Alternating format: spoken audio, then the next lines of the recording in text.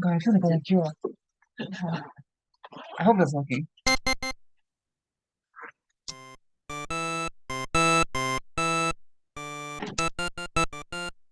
Okay, so yeah, I'm just probably just gonna wait until like 7:30. See if anyone else is coming. So maybe we should move this table. Yeah, there is a ball charge down here for y'all to use.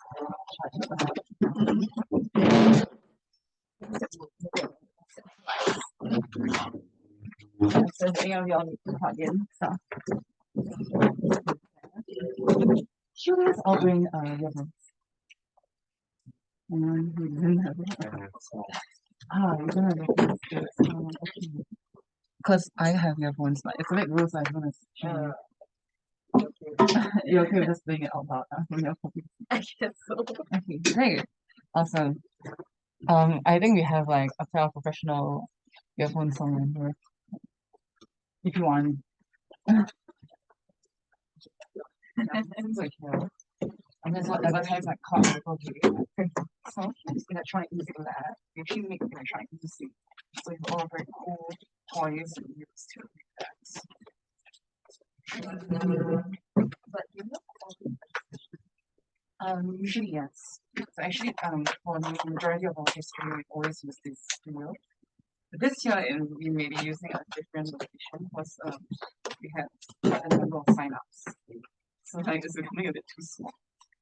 But we still keep this video as just like the place where we all like that. And usually we'll use it as like for I mean we have like our professional that professional mixer and speakers for us. So we still like have a try it. Right? Mine doesn't have input. Oh, yours doesn't have input. So is it because yours uses USB-C? Yeah. You know, right? I should print out all this game. You ready for it?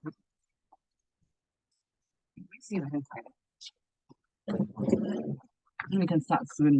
Because I don't think anyone else is coming. Or maybe I should message you. What time now? 7? Actually, no, yeah. It's so I guess we just like come.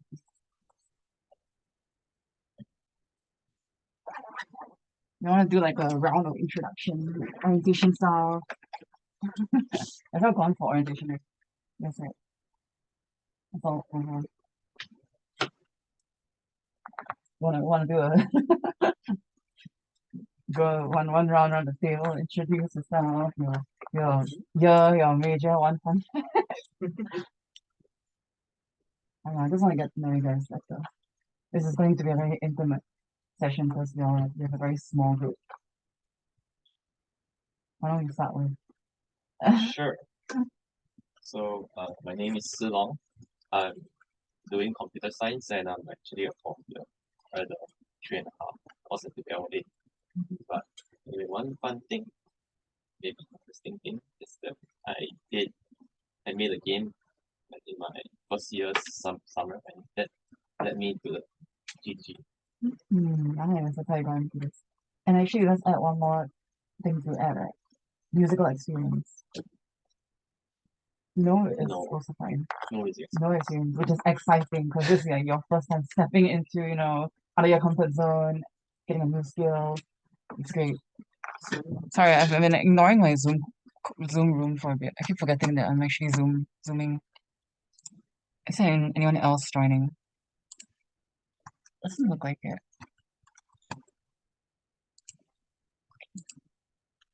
Yeah, so let's keep going. So next, so my name is Junpei. I'm the only nursing student so far in game development group. Yeah, I'm a nurse. Other than that, hobby anime with capital letters. Nice. And music experience 0. Let's go. Let's go. Nice.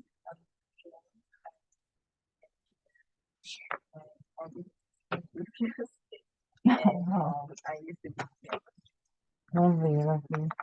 Then you mean like the big band, concert band, right? Okay, not the All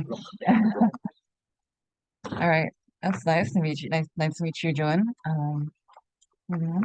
I'm I'm Rayson. I'm in CS year 2 and I've got more experience in Awesome, music. very exciting. I'm Zhehao, year 1 computer science.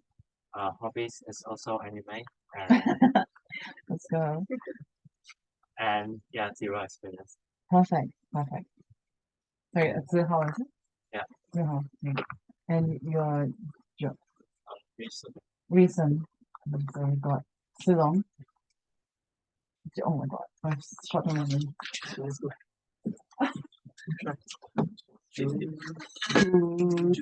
Junwei. Yes. Silong, Junwei, Joan, Reason. So I'm very short on memory. And no worries. I'm Qi Cheating. Yeah, and I'm year 3 computer science. Actually, computer science. Oh, quite a few like scenes. And music experience. Actually, I do learn music, but just classical stuff. Classical, Yeah. classical tune. Piano, ABR Yeah, stuff. piano, Ooh, which and way? violin. Oh, violin. Yeah, but I'm interested in like the technical aspects of like electronics. Oh, you know what club you should join? I'm talking about a lot of electronic music. Sorry, I'm like hijacking the TV. Sorry. But okay, so what grade are you in piano? Just Uh, so you- diploma? Yeah. That's like the ultimate, right? That's impressive. That's really cool. Awesome. And My name is Tiffany. I'm an Tiffany. exchange student. nice. I'm 4th year studying electrical and computer Mm. engineering. And I play the piano and viola. Wow. That's nice. So we've got a band, what trombone or trumpet? The trumpeter, pianist, violinist, pianist, viola is. I don't know how you call your I think, violist. yeah, Violist. Wow. And your grade in your music grade if you are so. in your SM. I passed level 7. Level 7. Wow. Are you aiming for level 8 eventually? That was in like high school, so it was quite a while ago. I see. Yeah. No worries.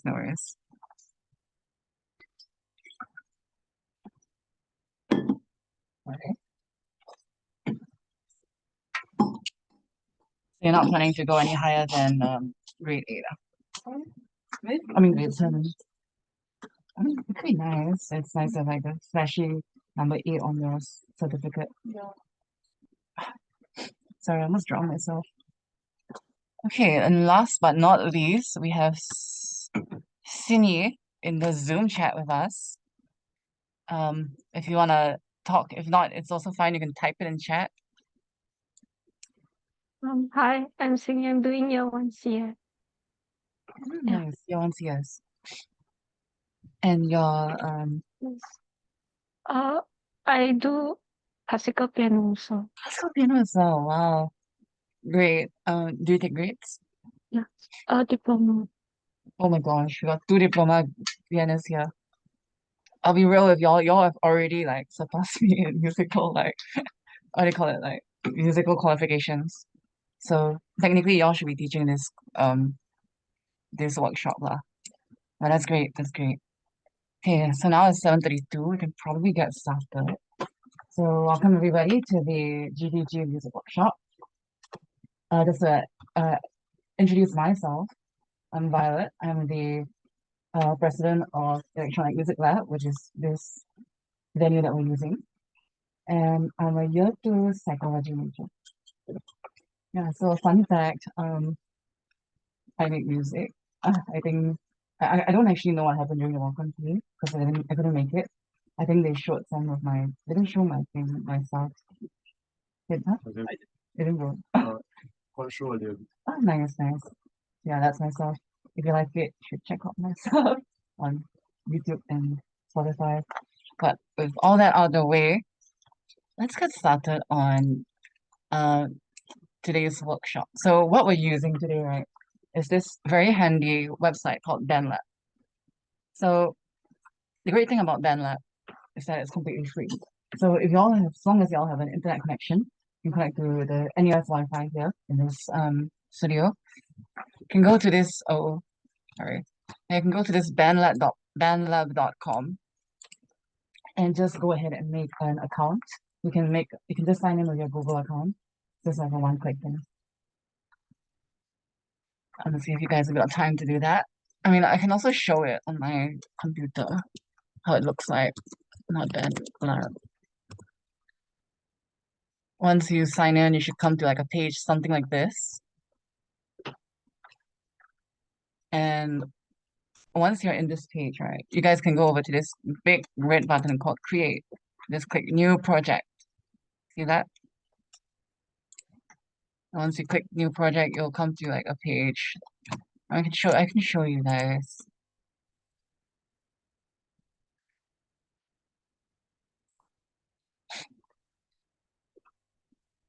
All good so far? Everything all right? Nice. Yeah, it's taking very long for me.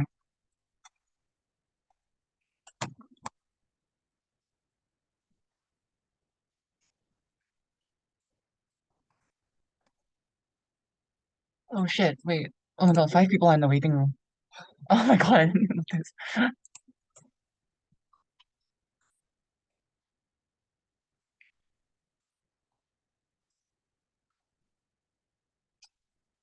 Hello. I'm so sorry, you guys. I'm really bad at using Zoom. I have not realized you guys were in the waiting room this whole time. I hope you all have not been waiting too long. Is everyone okay? Can everyone hear me all right? Can you? Awesome. Uh, we have Jonas, Nigel, uh, Wei Hun. Oh, sorry, Ian. Is that your name? And Cliff, I believe. Okay, great.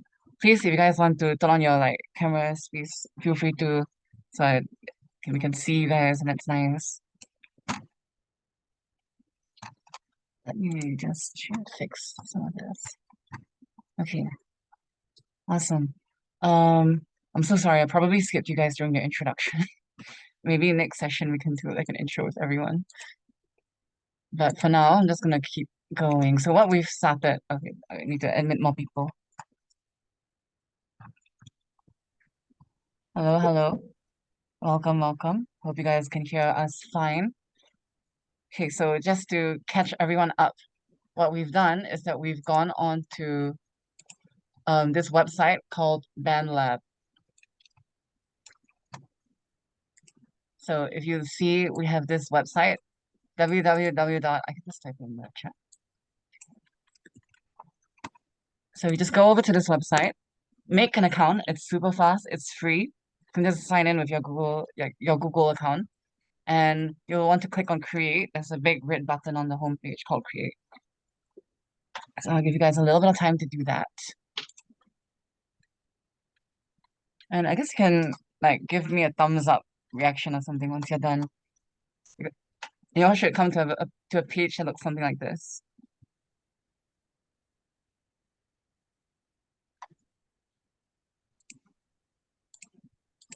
All of the stuff here I added beforehand, so don't worry if you don't see this. I'll go through everything one by one again.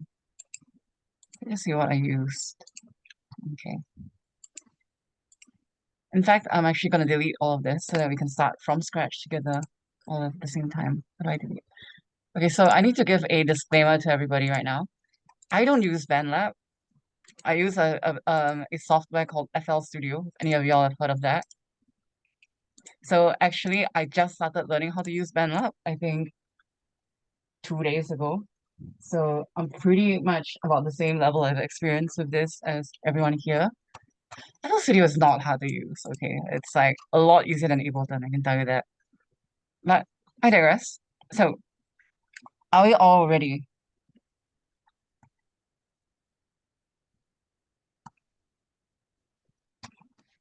I'm seeing thumbs ups happening. Gonna assume that we're all okay. If you have any issues, just type in the chat, or you can just like speak with your microphone also. It's fine. So we're in a project file now. What we're going to do, very first thing, is we're going to load up an instrument. So you click on Add Track here, and then you go to Virtual Instrument. Just click on that. Now you have an instrument. You can play stuff with it. So I believe on like a normal laptop or any like PC, you see like there are these letters on the keyboard thingy here. If you don't see this, don't panic. Just go to this little button at the bottom that says Instrument. This little tab here that says Instrument. You click on it, you'll see this. So you can click on the keys to play sound just fine. You can also use your keyboard. So you see there's like A, W, S, E, D, F. If I'm not wrong, it should vaguely follow the layout of a normal piano on your keyboard. So you can just try it now. Test some audio with it. See if you hear everything's working all right.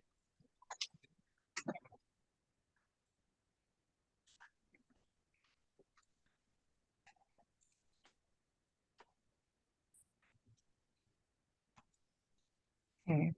How's the audio? Is everyone doing okay? All good? Hearing audio? Nice? No problems? Awesome. Okay. So now we've got audio. We've got a nice like kind of piano sound here. But before we get into like the meat and potatoes of like music theory and stuff, let's change the sound a bit. So in BandLab, you have access to a bunch of nice preset instruments. So you go to this keyboard thing, click on Grand Piano.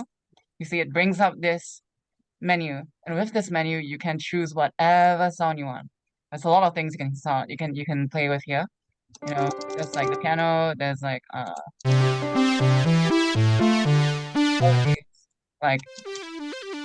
yeah, you've got a lot of different sounds. You can play like a guitar. That's not a guitar.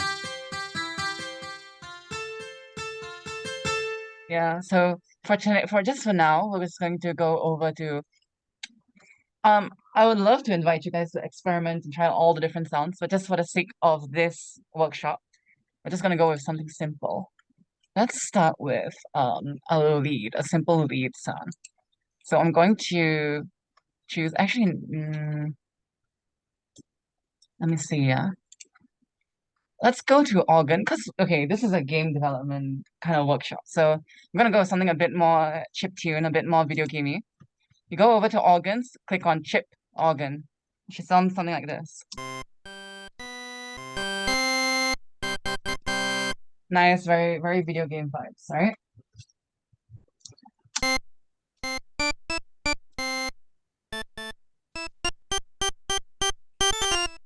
So y'all just let me know if there's any problems. Anyone cannot find this chip organ.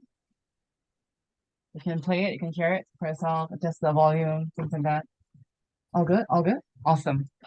Okay, now that we have our instrument, we can actually start looking at I believe for our agenda today, we're gonna go through basic music theory. So I know that we have some people here who have like quite a bit of training in music theory already. So this should be quite a breeze. So let's say, okay, so in BandLab, there are a few ways to record your notes, right? One way is to play it. Like I could play my notes on a keyboard and record it.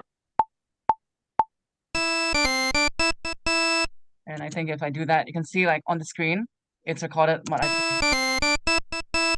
So that's how I'm gonna do it. But well, from people who, you know, don't have a nice 37 like keyboard, I don't know if the camera can pick it up. I have this nice little like keyboard physically. And or maybe you don't know how to play the piano, right? There's an easier way to do this. What you want to do, this bottom of the screen, you see there's instruments, effects, MIDI editor. Click on MIDI editor. So what is MIDI editor, right? MIDI is basically like when it comes to electronic music, MIDI is the language that is used to communicate to the software what you want the software to do. Most of the time, that means note. So a MIDI input might indicate the C note, the D note, the E note. If you don't know what that is, it's okay. We'll go through that very soon. So yeah, so the MIDI editor, you can actually draw in exactly what notes you want to play. And you can also, let me see if I can remember all the, yeah, you can also select it. So there are these few like buttons over here. You can just worry about these two for now. I don't know what the V does. So you can just click on this cursor. That's your select tool, right? You can select stuff, delete stuff. This is what we'll be working with most. This little pencil tool here should be labeled add note. This add note button. So with this like activated, you can click on the scales and you can kind of draw your patterns in. So when you draw a pattern in, okay, you can move this out of the way. So let's say you want to draw in a note. You press and hold your left click. And while you're pressing and holding it, you can actually change the length of the note. You see that? Now, right now, it seems to be kind of like free, but you can make it kind of snap to the grid by pressing and holding. I believe it is. Nope, it's none of those. You know, just like just draw it however you want. Once you're done, you draw it. You let go of left click. You can still change the duration by going to like the end of the note. You right click. I mean, you press and hold left click, and you can move it around. When you do this, I believe now, yeah, if you press and hold the Alt key, I'm not sure if there's an Alt key on Mac. I don't know what's the like alternative of the Alt key on Mac, but there is one of those like hotkeys. You press and hold it. You see when I come close to one of those lines, it sticks. I don't know if you guys can see it. It's very like small. So by holding Alt, you can make it stick to the grid, and that's very helpful for programming notes. So now that you have that, you draw one note and it's the right length. When I draw another note, it's going to be the same length again. So it's all corrected to the grid already.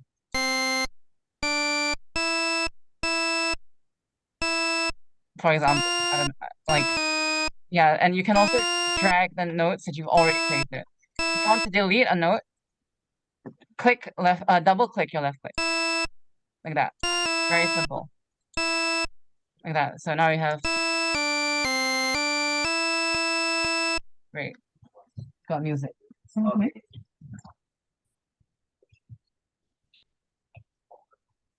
Hi. Welcome to the music workshop. Please, I guess get comfortable. We have an extra table here. It's a bit small. I don't know if you can fit two laptops there. If not, you can just take a seat here as well. Nice, nice. All right. So we have these notes,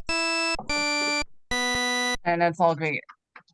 No, so now that we have our main note, now we know how to add our main notes. I need to delete this all like by hand.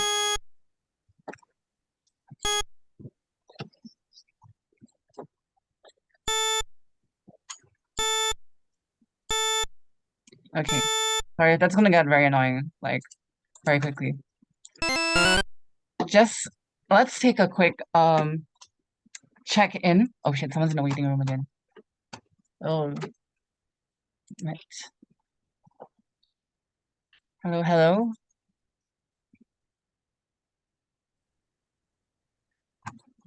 Hello, hello. Are you in the room? Can you hear the audio just fine? I believe it's Jonas.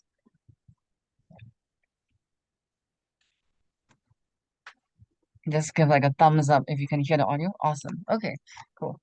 So for those who just came in, hi, welcome to the workshop. Very simple. All you have to do is go to this website called bandlab.com. You see that? Okay. BANDLAB. And then just make an account. It's free. Just sign in with your Google like account. It's very easy. Yeah. So once you make an account, just go to no worries, thanks. Wow. Now let's give some time for the newcomers. And once you click in BandLab, you'll see there's this button called Create at the top. You just click on Create, make a new project. Okay, so let's move on. So everyone okay so far? Everyone okay with how to add MIDI notes, all this? Remember, you'll catch up. It's very easy. It's very easy.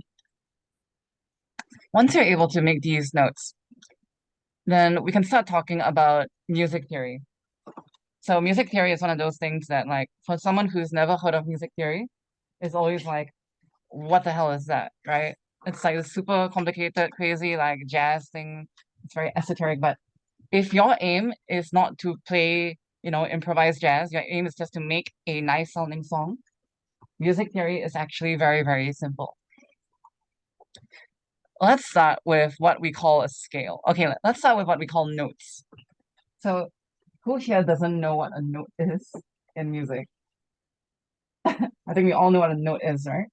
Do we know about this musical scale? So that means, C, D, E, F, G, all this. Are we all okay with that? Okay, right. So we have the notes here. These are all musical notes in like Western music notation, right? So we start with C. So fortunately, I mean, for this workshop, we will only be sticking to the white keys because it's like the easiest like thing to do, right? So what the white keys represent on a piano, you guys can actually see it right here. What they represent are the notes of a scale, of a major scale, right? So if you play the white keys, it sounds nice. It sounds like like an actual musical thing. These notes is this it's called C. We start with C, go to D, E, F, G, A. Here it doesn't go to H, it goes to A, right? So it's G and A, B, E. So it loops back within those 8 notes. There are also these other notes in between, these black keys, right? And they sound kind of funky. Now it doesn't sound as musical now when I use these weird black keys. And there's a lot of very fun ways to use the black keys, but we won't worry about that for this workshop today. We just have to worry about C, D, E, F, G, A, B, C, right?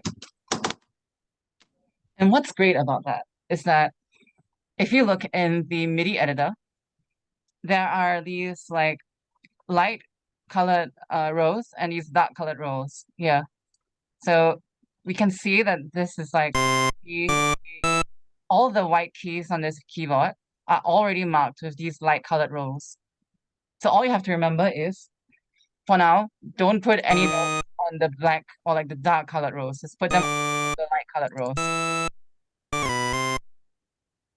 So I'm gonna construct a scale, right?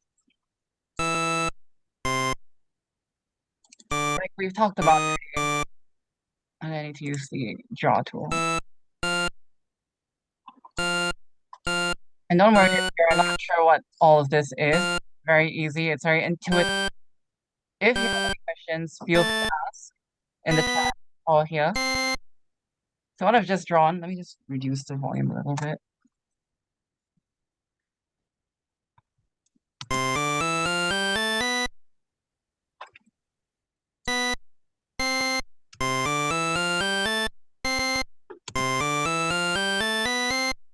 We have a scale.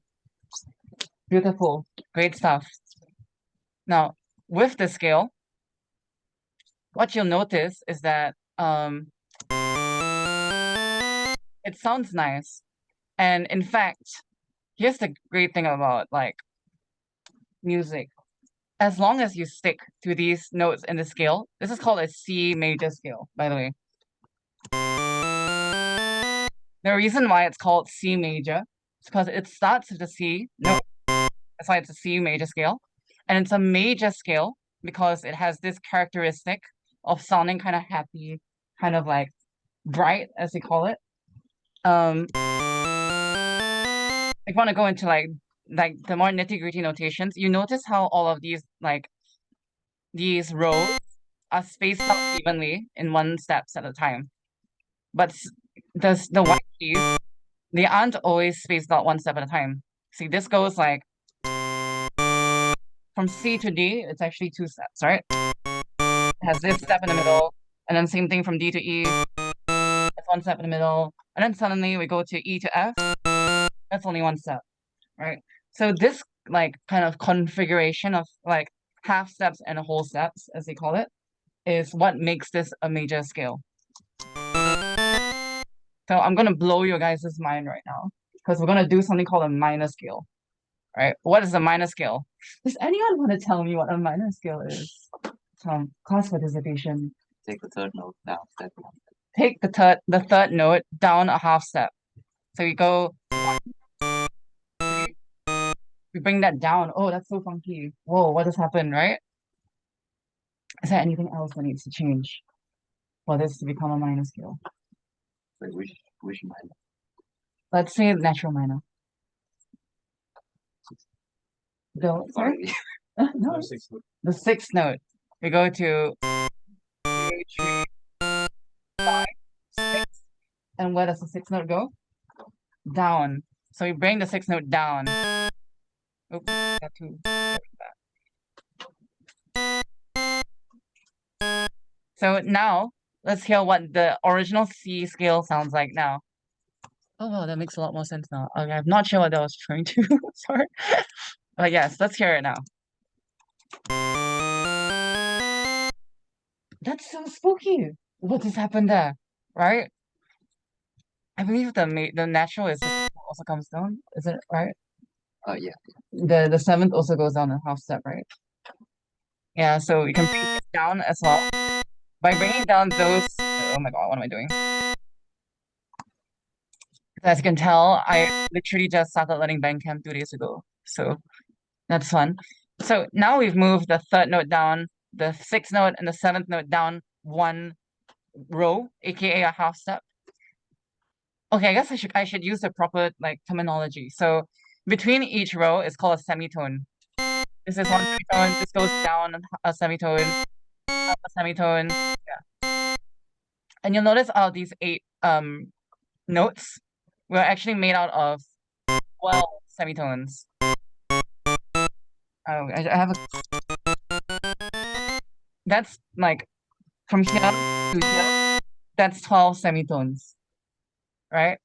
And the 8 notes that go from C to C, that's called an octave. Octave cause like oct is like 8. Yeah, it's quite self-explanatory.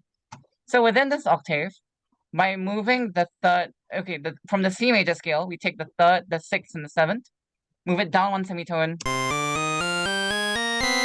Oh my god, sorry. We get kind of like darker feeling, right? It's kind of darker sounding scale. This is called a C minor scale. So now I can already kind of get the vibe that if I made a song in the C major scale, I'm gonna get an upbeat, energetic feel. If you're creating, let's say, menu music for like, I don't know, like Candy Crush or something, you're gonna want to have this kind of like C major vibe to it. If you're gonna go with something a bit darker, maybe, I don't know, Castlevania or something, you might want to go with the C minor scale. So I'm gonna copy this, move this here. Let's go back to our original C major scale. So just all we have to do is look for all the stuff on the black rows, dark rows, shift them back to the white rows. Remember, we just want to stick to the white keys. C major scale. Right? So you can hear the big difference. Now here's the crazy thing. I can take this minor scale and I'm gonna shift it down. Do you notice what happened? Can anyone tell me what just happened? Okay, it's transposed, yes, yes. So I've shifted the whole scale, this whole C minor scale. I've moved it down 1, 2, 3 semitones. But that's not the important part. That's not the crazy part. It'll take a very detailed eye to see what just happened. Power chord. So I don't know. It's okay, no worries. What's really cool about this, if you look closely, this is still A minor scale, right? I haven't changed the relationship between each notes, right? And if I play it, okay, sorry, let me just turn the loop off. If I play this, it still kind of sounds like the C minor scale. It's just like lower, right? It still has that dark feeling. But look at where the notes are. They are all on the light colored rows. I thought we shifted stuff around. I thought we were using the dark keys, right? But now we're back on all the light keys. So what this means, this is called, can anyone tell me what this is called? A minor. A minor, right? Because this note, C, A, it starts on an A. It's a minor key. It's an A minor. It uses only the white keys, but so does the C major scale. So in music theory, we call this enharmonic, which means two keys that use the exact same notes. So for today's for this month's workshop, right? We are only using the white keys, but we can use two keys, C major and A minor. And what I'm gonna do for this whole workshop is that we're gonna be working on a song together here. But I encourage y'all, if y'all don't want to, you can just follow exactly what I do here, verbatim. If not, feel free to experiment yourselves and create the things that you want on your side of your computer. And then we'll kind of hear what you guys make and kind of share feedback on what you guys create. So by the end of this whole these 4 weeks, we're gonna potentially have different songs made in the same key or scale, right? That's the plan. So that means we might have some people with happy sounding stuff, right? The major scale. We might have some people who want to make kind of darker sounding stuff with the minor scale. So that's basically scales. Yeah. Any questions so far? I know that's quite a bit of information on speed running music theory. So yeah, any questions so far? Are we all following? Awesome. Awesome. Any questions from the Zoom chat? I don't know if you guys are typing because Zoom does not have a is typing function. Is the C4 a way to differentiate between low and high pitch? Yes. This is C4. This is C5. It's the same note in the scale, but it's a different note in the macro picture. So you are correct. I don't quite remember. I think C4 is, I think either C4 or C5 is considered the middle C or something. I don't remember. If I remember correct, it's 88 keys. I think 1, 2, 3 octaves. So I think C4 is the middle key. But don't worry about it. Yes, that's what it means. Any other questions? If not, if you still have any questions, feel free to just type it out. I'll see it later.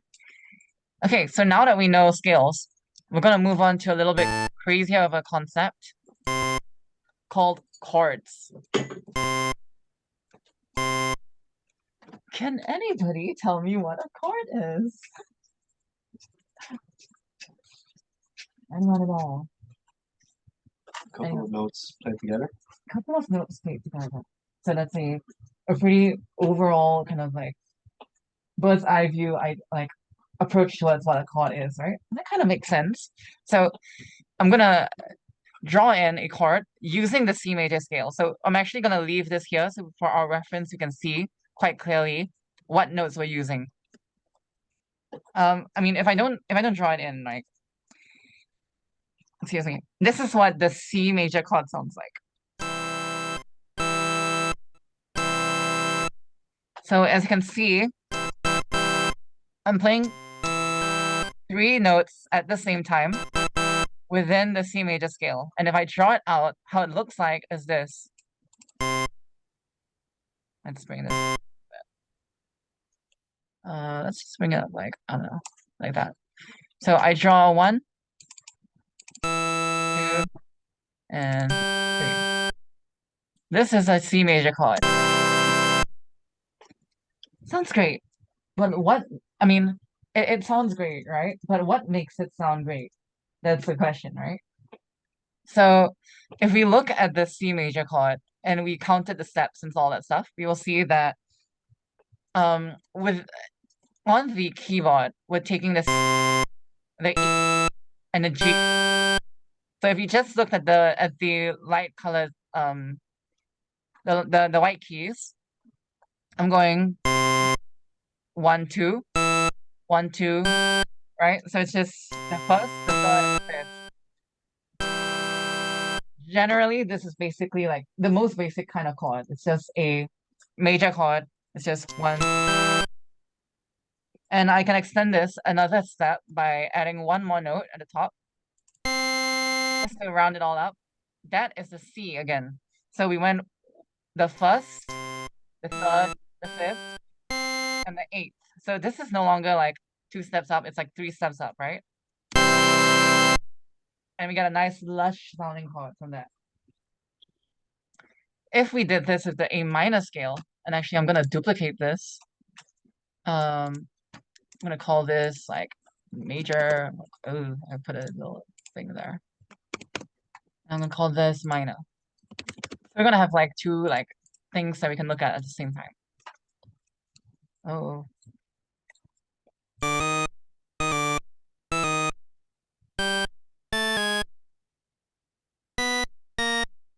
So if I move all of this down, right? If I turn this into a minor scale,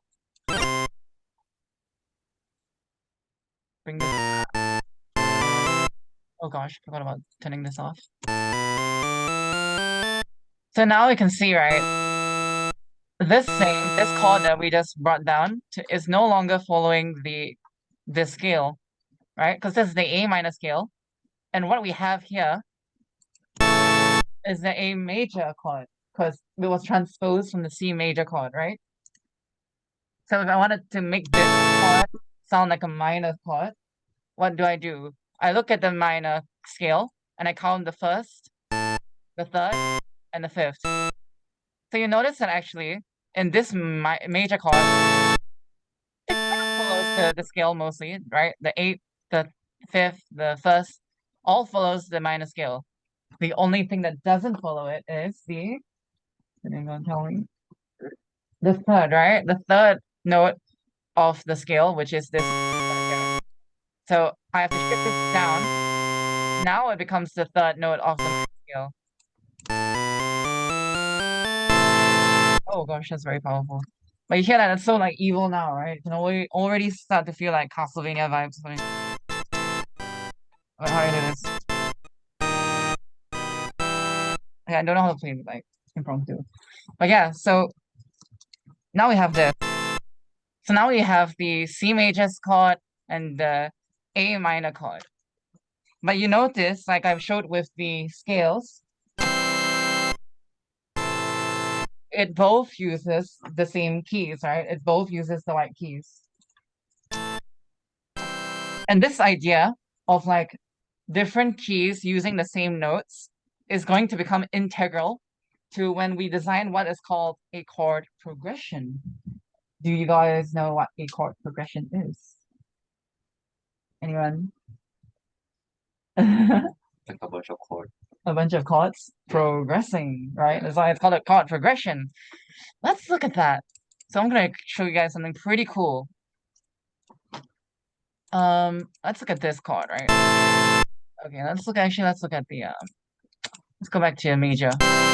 So now this is made out of like, I take one white key, I jump 2 up, and I jump like 3 up. I got a nice. Let's say I want to change the chord, right? So, oh gosh. It's like we don't want to just have one chord playing in our whole song. We want to change it up. So I'm gonna take this chord. I'm gonna duplicate it. I'm going to duplicate it. Can I duplicate it? Why is it not duplicating? Oh dear, how do I use this?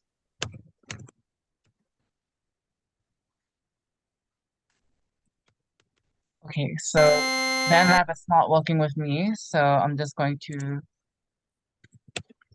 do it by hand.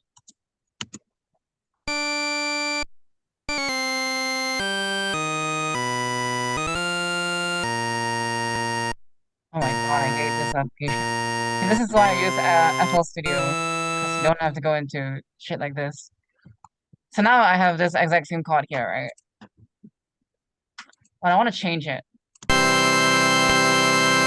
If I just select all of these notes, oh my god, please work with me.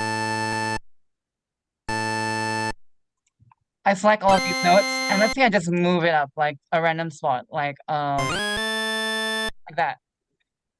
Now if I play this, sounds kind of cool. Sounds kind of cool. But what you'll notice is that if you try this for any kind of like position, most of it's gonna work, but some of it may not work. But most of it is gonna work.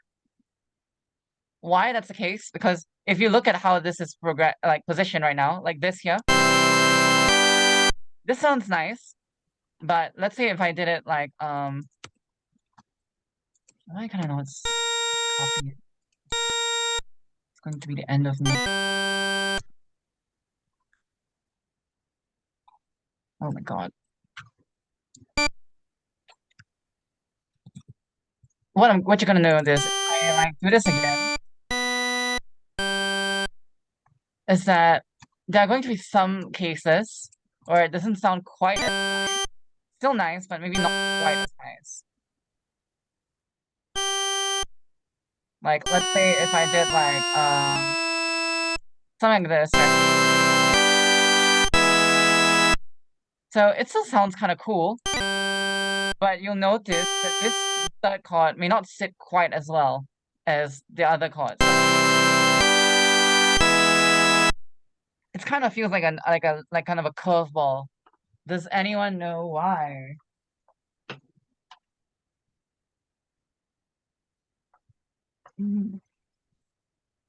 Based on what we know so far about scales.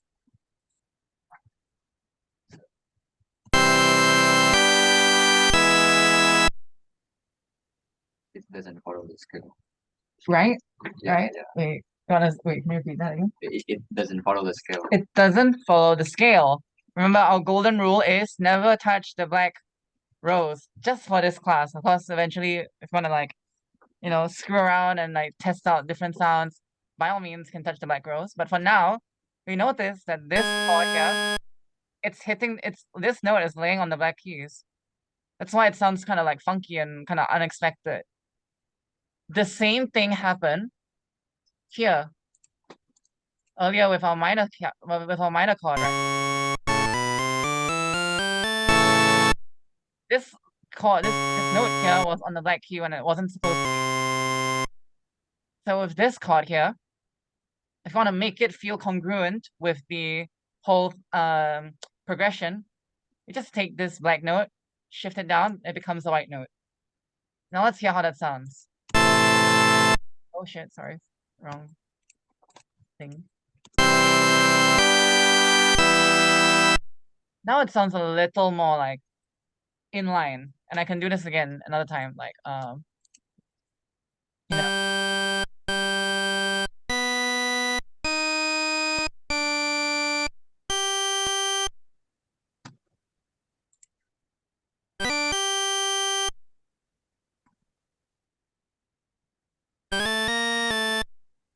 So if I copy that chord again, I put it here.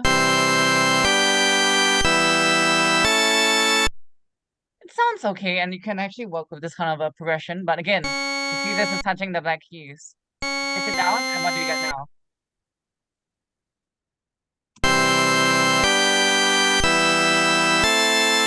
You get something a little more like cohesive. And what you might also notice is that what I've done with these chords, by shifting the second note, which is actually the third note in their scale, I shift it down half a step. We've changed this chord from a major chord, right, to a minor chord, because we took the third note and we shifted it down.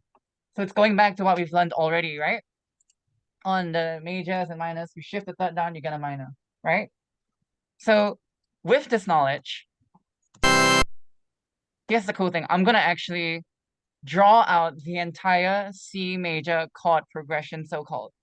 What I mean is that I'm gonna show you guys every single possible chord that works C major scale. So check this out. All I have to do is let's say I start with C, right? Like I'm gonna show this in the main class. I don't know if the Zoom can see it, but like is our C major chord. What other chords work with only the white keys? If you think about it mathematically, there are only 8 possible chords, right?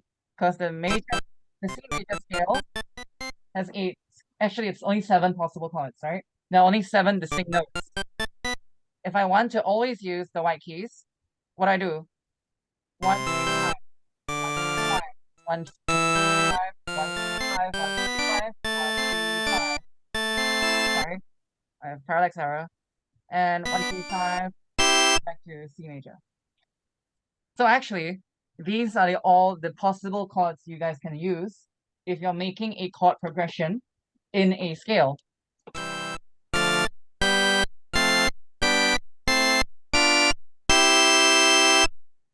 It's that easy, right? And that's the crazy thing is that I can play any of those chords in almost any like order that I want, and it's gonna sound like a chord progression.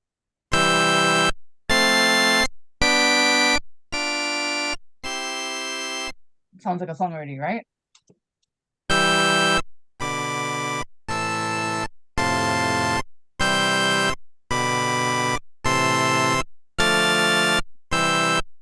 It's that easy.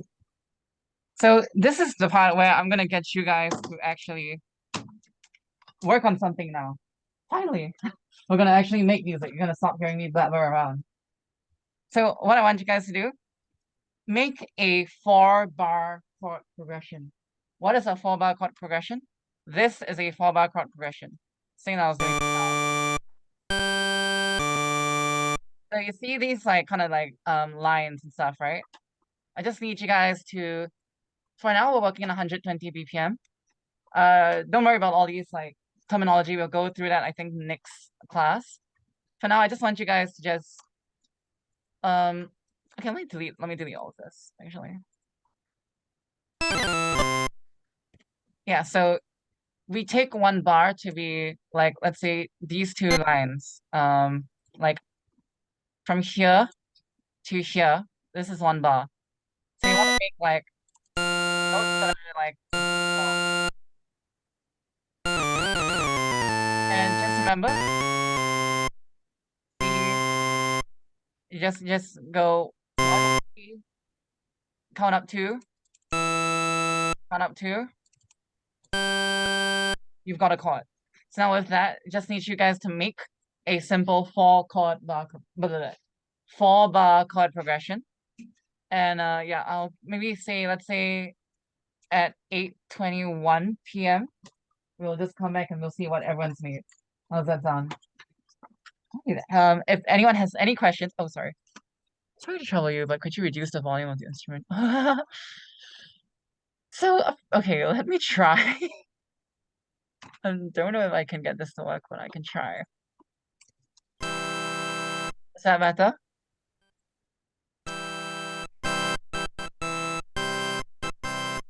Does it sound like not as loud in the Zoom?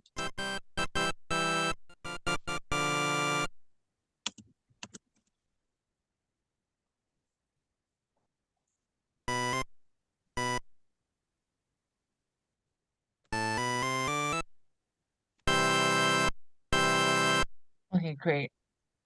Wow, mixing. Awesome. Okay. Yeah, so let's just say like maybe at around 8:20, we'll come back to this.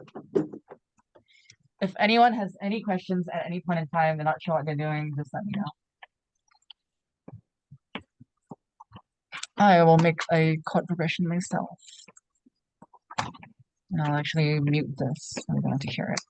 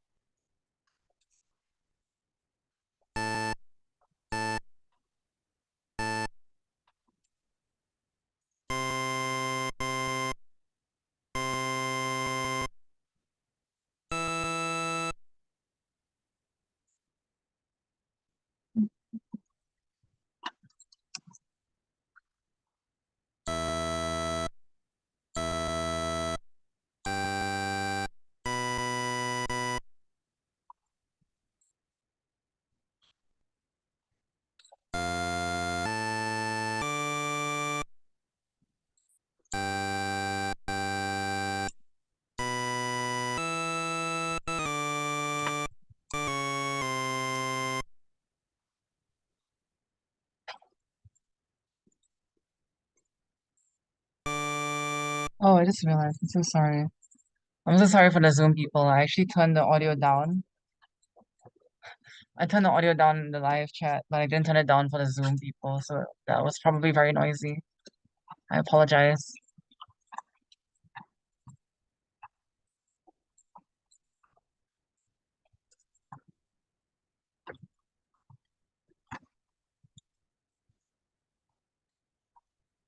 Okay, does anyone still need any more time?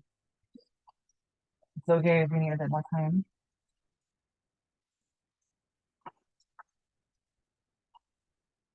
Anyone? Or are we all done? Are we all ready?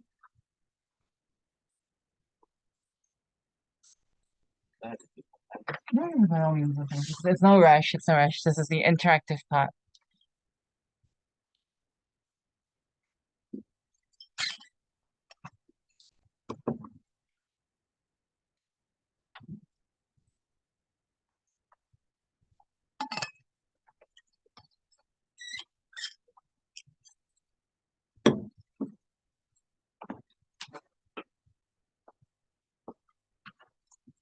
Just a minute.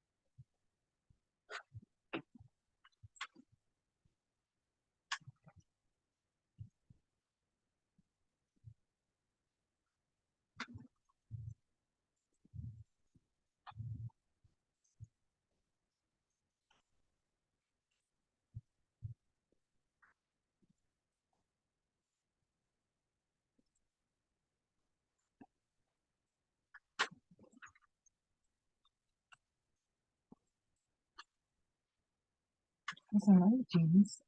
Yeah. Okay, I didn't see a message. Yeah. Apologies.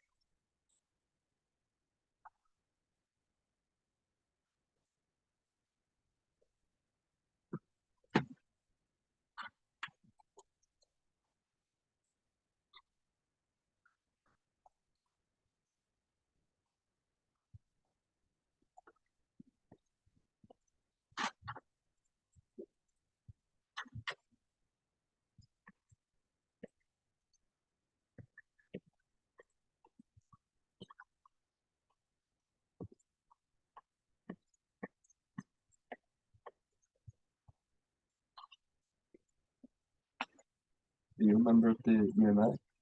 I'm in charge of them. You should do the it's a great that doesn't even know it's bigger than two. We actually have our I just said we have our orientation this Saturday. Should be okay. Yes, if you like the same one. I don't think you're supposed to be marking in a different club. The Zoom is one time. That sounds good. If they want how to the should be at 5 p.m. same location Saturday.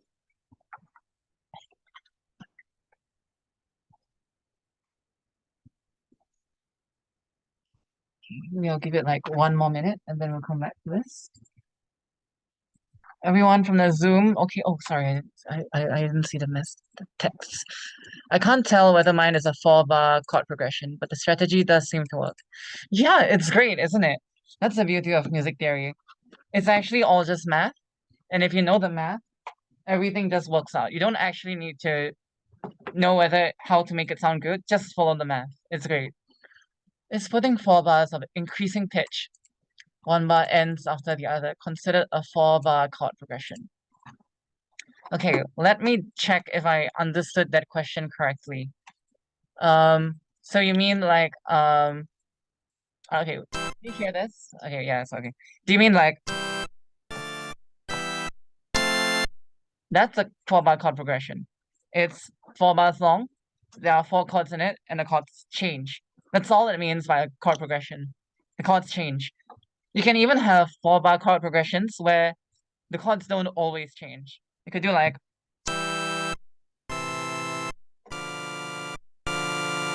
that's also a chord progression, right? Even though the last 2 bar chords were the same, it still feels like something's changing, right? Like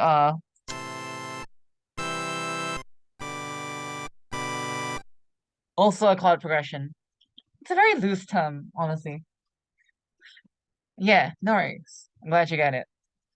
Okay. Any other questions? Anyone like a bit lost or anything? Are we all ready to continue? Because now I'm going to hear what you guys have made. Unfortunately for the Zoomers, I don't know if I can. I don't know how to get that to work on Zoom. So for now, this is just gonna be like part of the live workshop. If you want to be a part of this, you should come to the venue next week. So okay, let's just hear like can I get like a volunteer?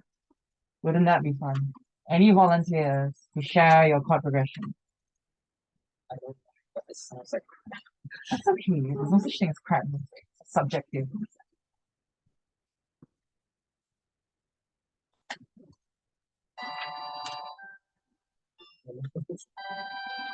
Interesting. Let me try and emulate that real quick.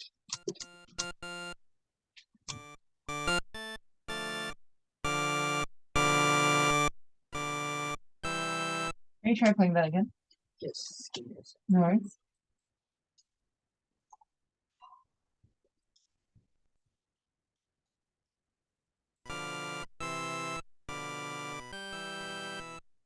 So are you doing the thing with the, jump to, or are you doing like different spacing?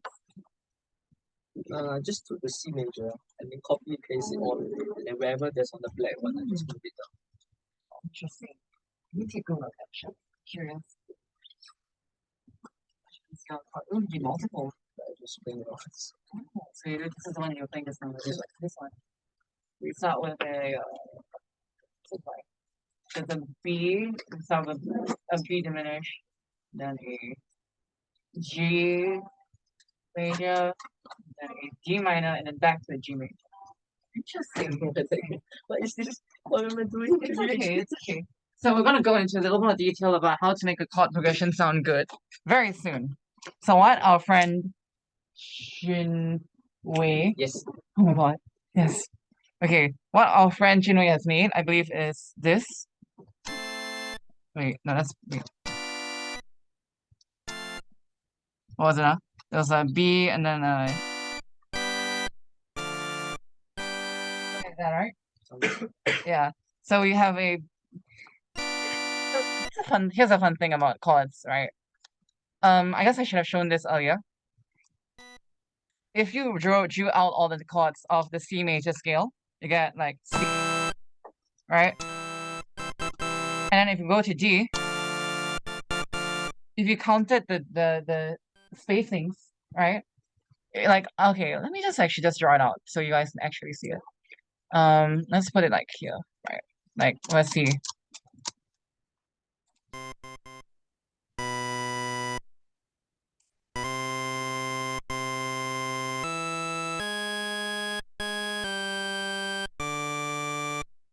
Gonna take forever, so I'm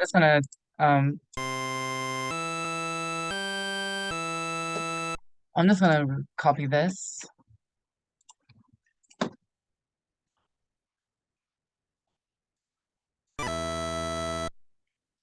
gonna record it. It's just much easier that way.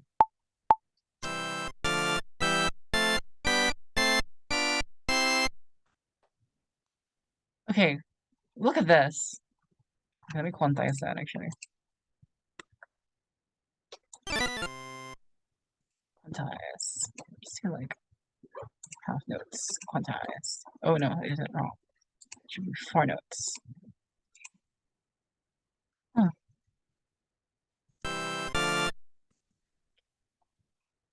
So if we looked at this,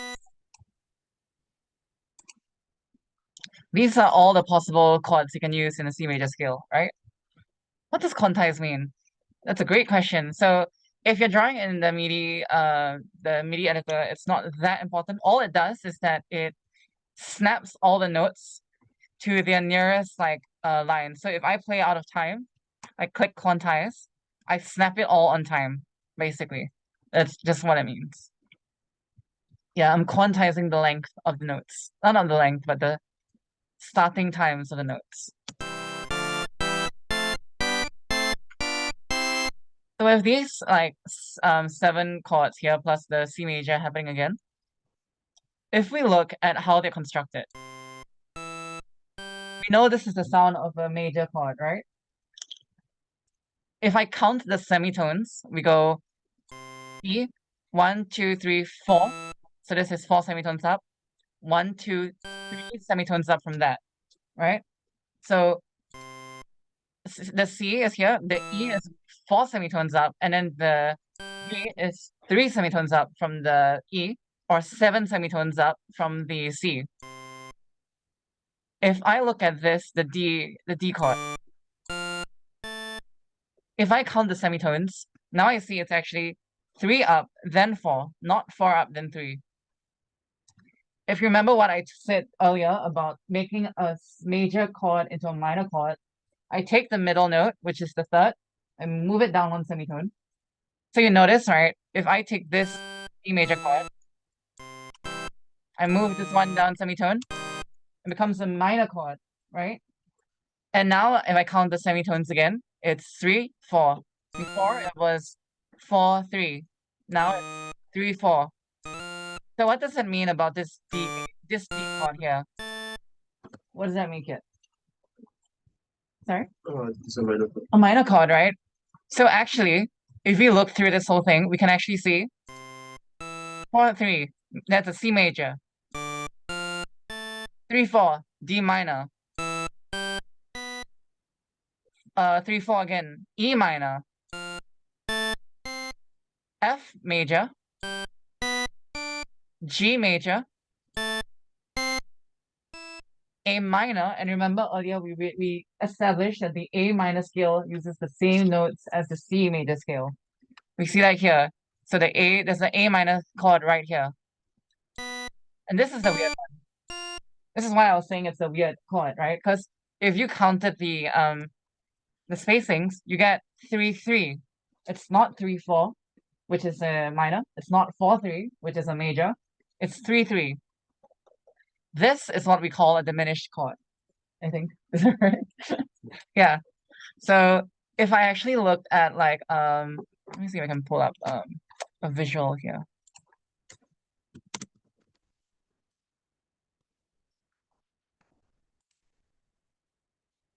Find like a picture to show you guys. There we go. This is the perfect one. Like, if you look at this little picture here,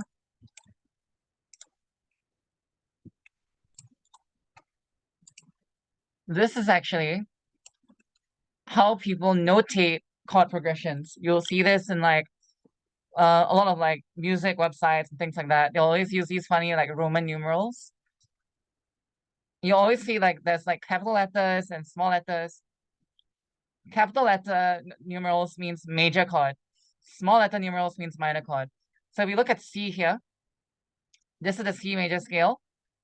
So we have the C major, D minor, E minor, F major, G major, A minor, and then D diminished as our 7th chord in the chord progression. So looking back at what Chinwei made, right? If we just quickly plotted that out, Let's see, what was it? It was like, what was it? Oh yeah, okay. So what Jinwei plotted out was this.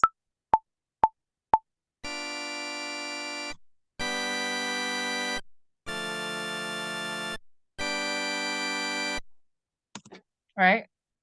And let me quantize that real quick.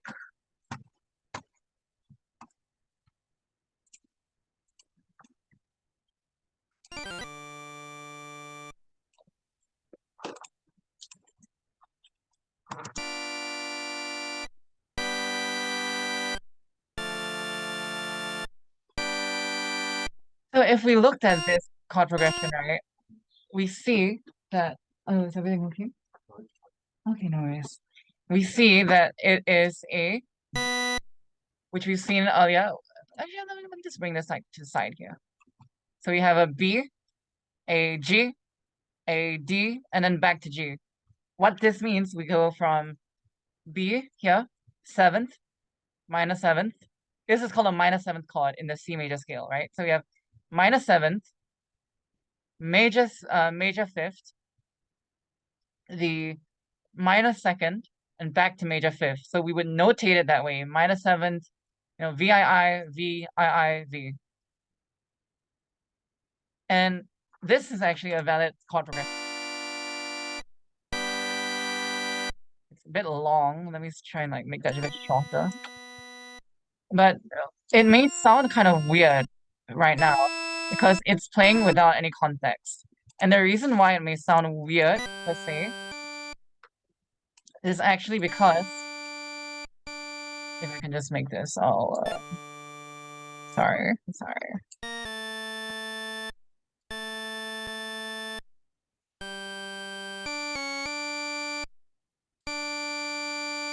One of the reasons why this doesn't sound complete, it may feel like it's incomplete, right? What we're going to go into now is this thing called resolution or consonance in music. So it sounds like this chord progression wants to go somewhere but hasn't gone to that place yet. So if I wanted to make this sound like a complete phrase, all I would have to do is make it end. One of the ways I can make that sound finished is to add the C major chord again at the very end.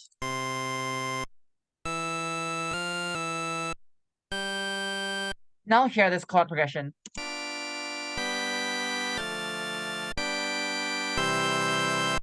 It sounds like a full phrase now, right? It sounds like a whole song, right? And if I were to like, I don't know, play something on top of that.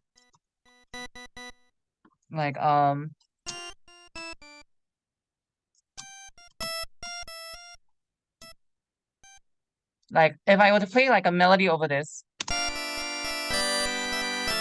my god, it's so loud. Let me like bring all of this down. And I'll just add a new instrument. You don't need to worry about this yet. Let's go with the G funk. I like the G funk sound.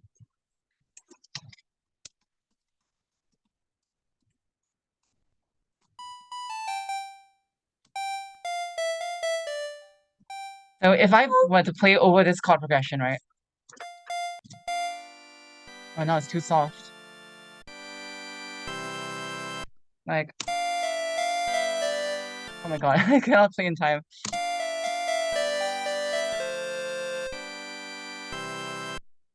Oh yeah, sorry. Let me just try it again.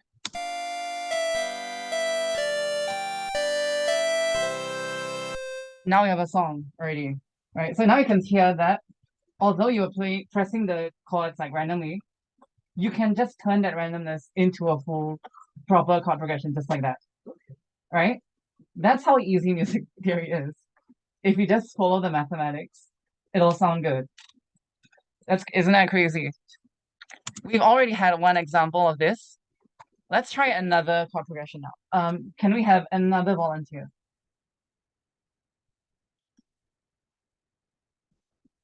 Oh, yes, we have another volunteer.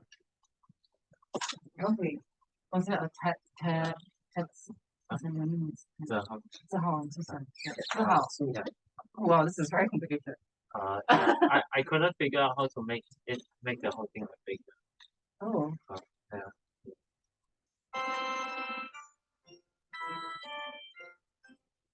That is a very complicated pattern. Wow. So I'm noticing that you're really like bending with the rules already. Oh, Yeah. so Yes. right. You want to make this louder so everyone can hear it? This is what Zihao has made.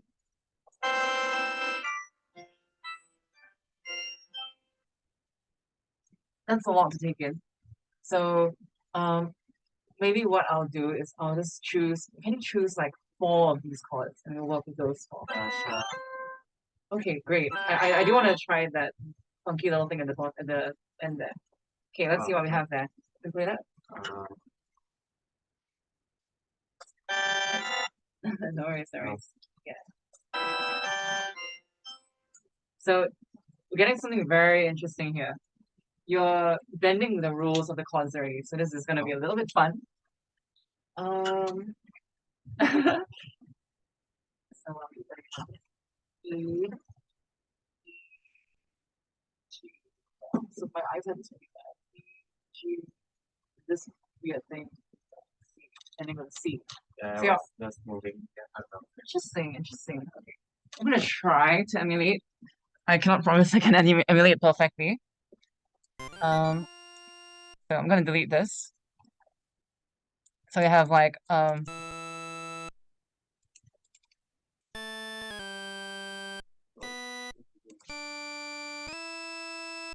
you play it again for me again? Sorry. Okay, sure.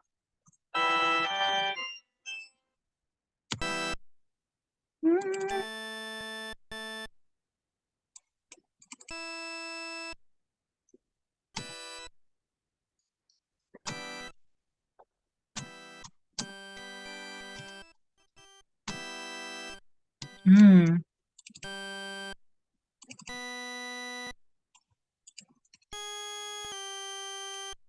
Something like this, right?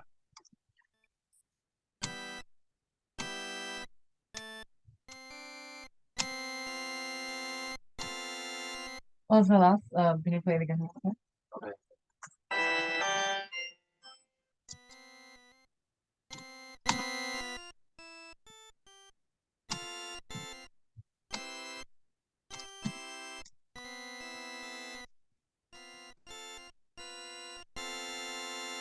Like something like this.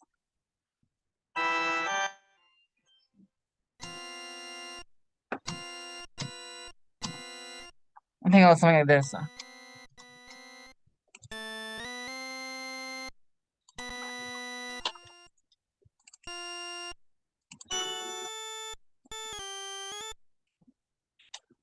And then just like C at the end. Okay, this is a very interesting chord progression we have here, because you can see we're already breaking the so-called rules that we've applied. Right? I think it's something like this, right? Right? Yeah. Awesome. Okay, so what we have here is a cool little edge case. So we see that we're starting with the E chord, and this is all fine and dandy. In E minor, we go two white keys, 2 white keys, 3 white keys, also known as 3 semitones, 4 semitones, and then 5 semitones. Right? 1, 2, 3, 4, yeah. So if you took 3, 4, and 5 and you added it all together, what did you get? 3 plus 4 plus 5, 12, right? Which is how many semitones make up an octave. So we see that, you know, starts at E, ends at E, 12 semitones in between. It's all great. So I'm just trying to like shorten all of this. Oh my god. I'm very not used to Bandcamp. I'm very sorry. A fun fact is that Bandcamp is closer in its design to Ableton than it is to FL Studio. So most of this sounds pretty alright. So you notice here, right? This is a very interesting second chord because we see that we start with G, right? So you probably think that this is a G chord, right? Who here thinks it's a G chord? It sounds of a G, right? It's not a G chord. It's not? It's not a G chord. Isn't that crazy? Why do I say it's not a G chord? If I count the semitones, I go 4, 5, right? We've established that the major and minor chords is respectively it's 4, 3, and then 3, 4. This is 4, 5. And then we see after that, we go to 3, right? So it's 4, 5, 3.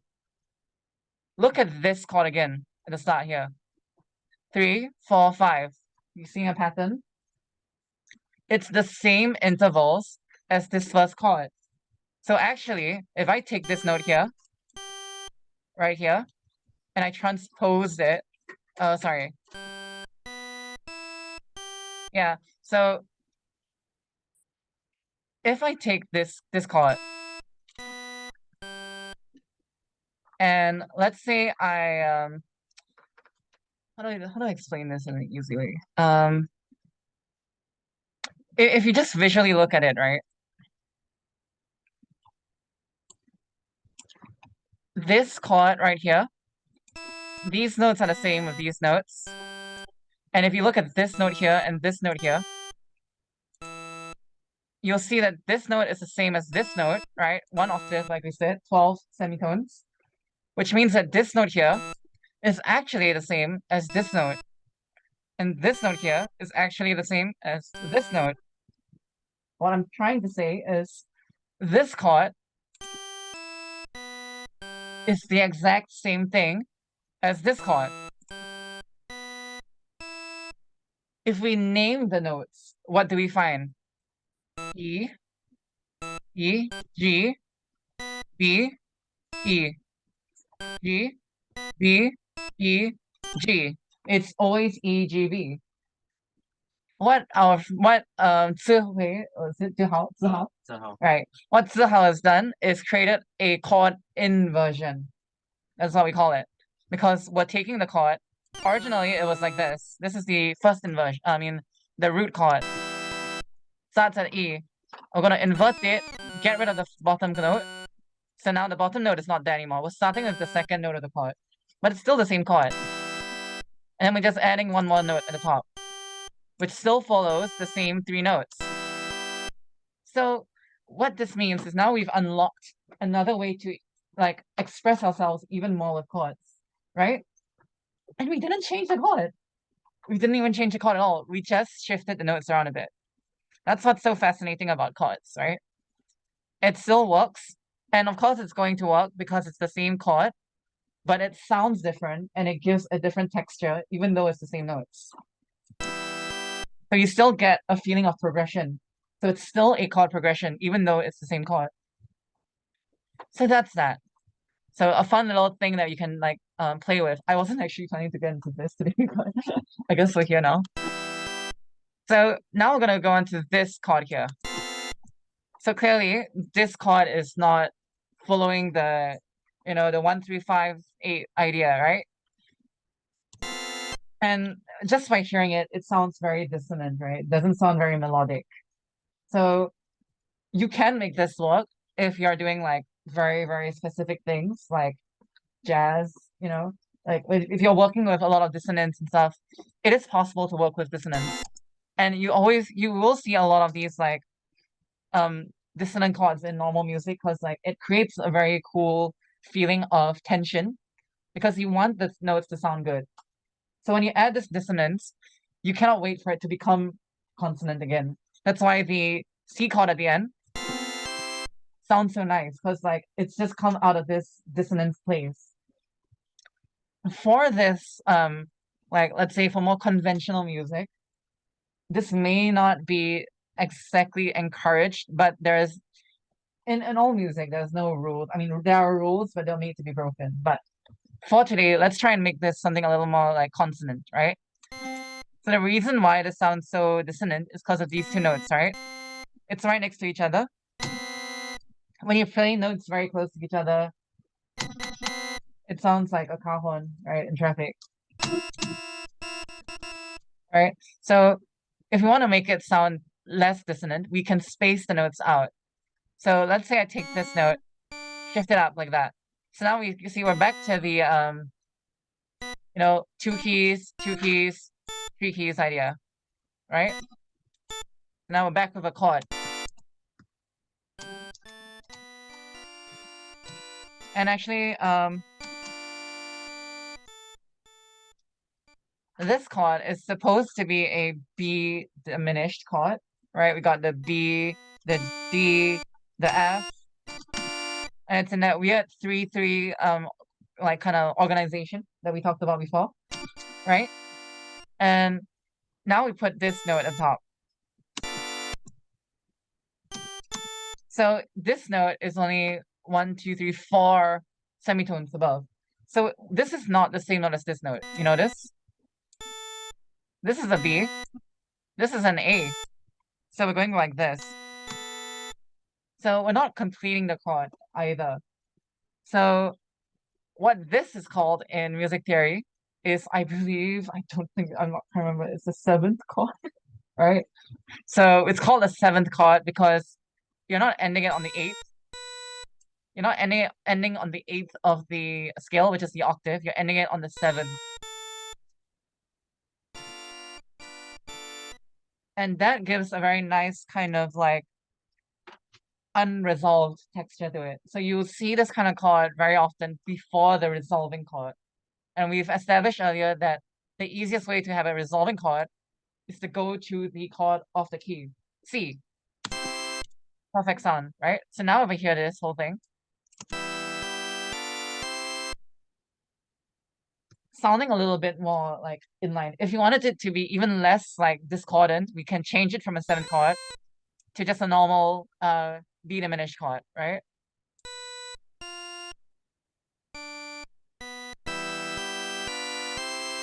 So that sounds a lot more like conventional as a chord progression. So, but by knowing the rules, we know how we can break the rules also. This is also fine. It's just a different flavor. And this is where like your own taste, your own preferences come into play.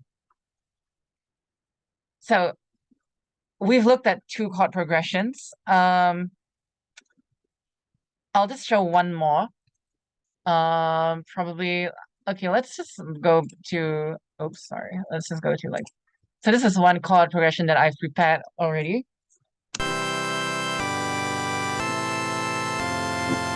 A very, very, very common chord progression. You'll hear this all the time in like pop music.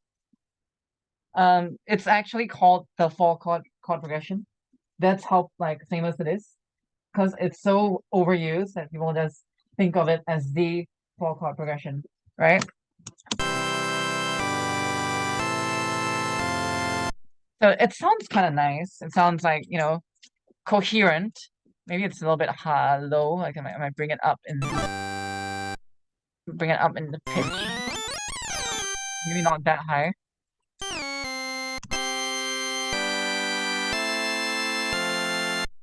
So let's break this down. Can I get anybody to tell me if they can see? I don't know if it's like a bit hard to see. This is the G. This is the A, and then this is the F. C, G, A, F. Does anyone know what we would call this chord progression? Using this notation that we saw just now. This one. Using this notation.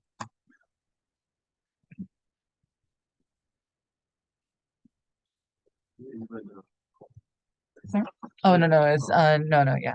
It's actually the CGA. So what is that chord progression called with this? I don't know if y'all can see. Should I zoom in a bit? Got the C here. Let's say G here, the A, and then the F. And those in the Zoom chat, feel free to participate as well. 1, 5, 6, 4, exactly. We got the 1, the 5, the 6, and the 4. Specifically, the major first, the major fifth, the minor sixth, and then the major fourth. Now you notice that in this in this like diagram, we only have 3 major chords and the rest are minor or diminished. So if I'm playing in the C major scale, what we find is that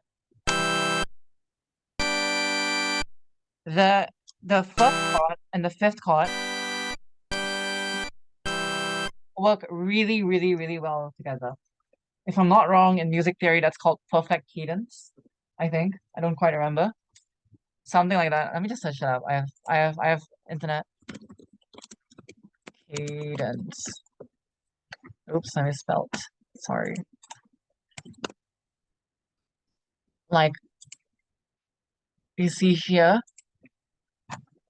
Now this is where you see the Taogi come out. Everyone like always hates looking at the Taogi, but so you see this V to I, fifth chord, fifth major to first major.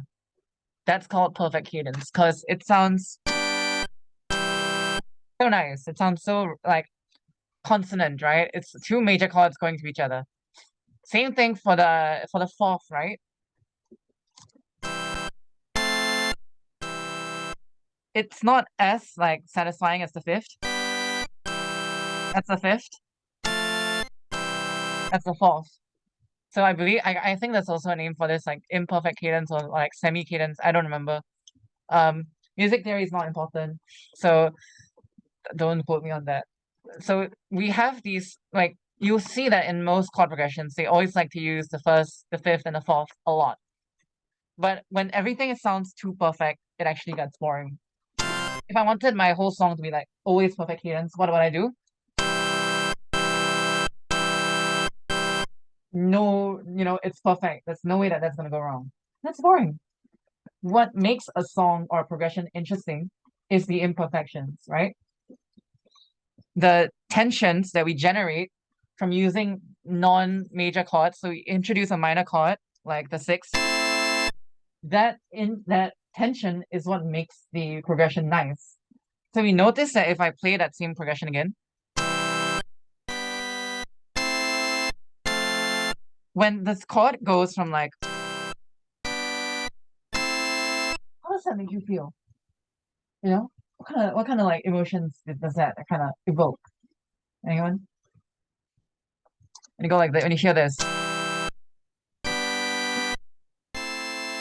like what does that make you feel?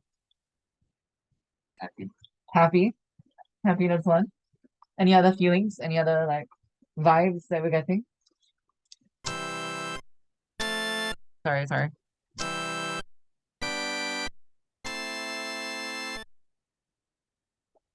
Maybe a bit of bittersweetness, right? A little bit of like almost like a slight nostalgia, maybe like a kind of like things that could have been kind of feeling. I don't know if that makes sense. Sorry, I keep pressing the wrong notes. That kind of like vibe, right? We're introducing a little bit of darkness into this like very happy sounding chord progression because we're using a minor chord, the dark scale, the minor scale, inside this major scale. So when you're creating a chord progression, that's kind of something you can think about, you know? Let's have it mostly be like, nice, happy sounding stuff. Let's add a bit of darkness to it. And then let's go back to like, being chill. And notice that I did not end with the C chord, even though I said that that's like you know, the most resolute sound, right? But I started with the C chord. Because I start with the C chord, if I loop this sound,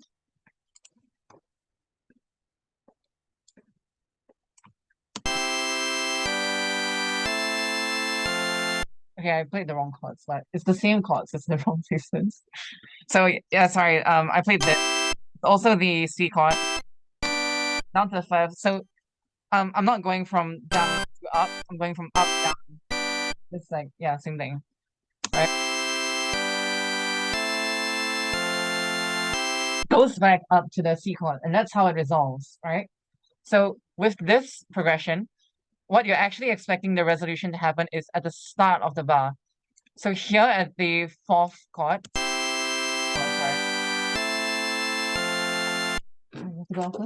Okay, no worries. Hope you had this is helpful for you and all.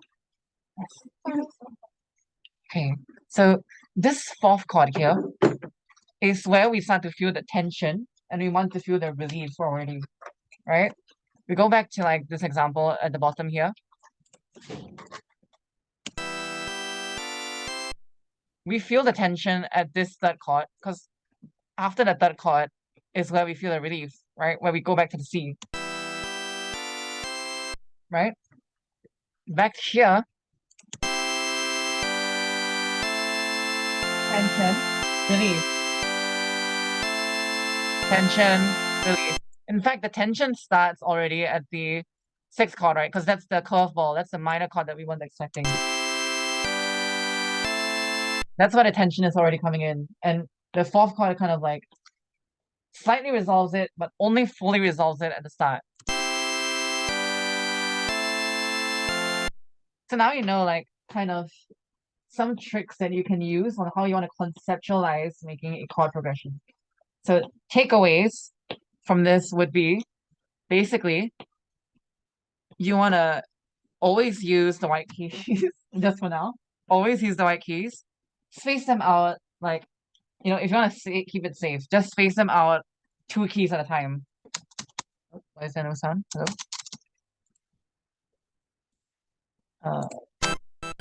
Yeah, just space them out 2 keys at a time. Right?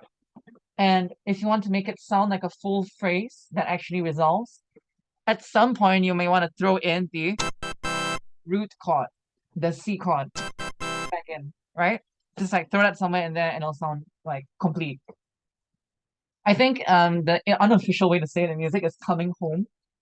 Because in the chord, in like the C major scale, when you're writing something, you always want to kind of come home back to C to remind the listener this is in C. It's not in another weird key, it's in C because I'm going back home to C. And you can see that in the A minor like chord progression. I have one here.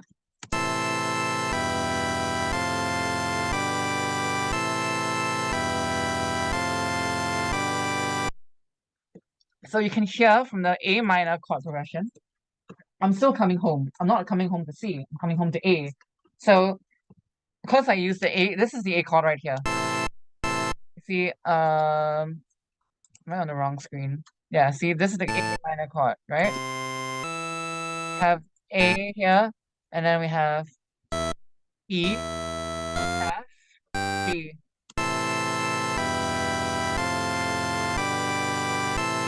Right? So I'm coming back home to A, and that's what reminds the listener this is not a C major chord progression.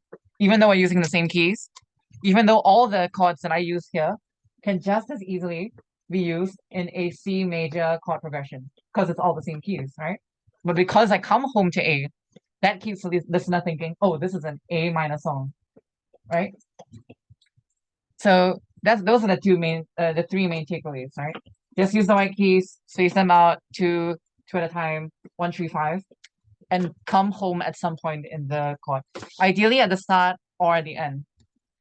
If you follow those basic guidelines, it'll most usually sound like a good chord progression. And if you get good at it, then you'll know when you can break the rules, bend it a bit. Maybe you do a chord progression that doesn't come home, but still sounds like a C major, right? That sounds kind of crazy, right? How do you do that? All right, I don't know if I know one.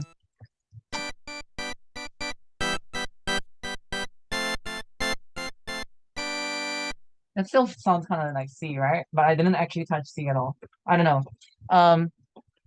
Gets very complicated after that. Just for the workshop, this is all that you have. The basics you need to know to making a good chord progression. So far, any questions?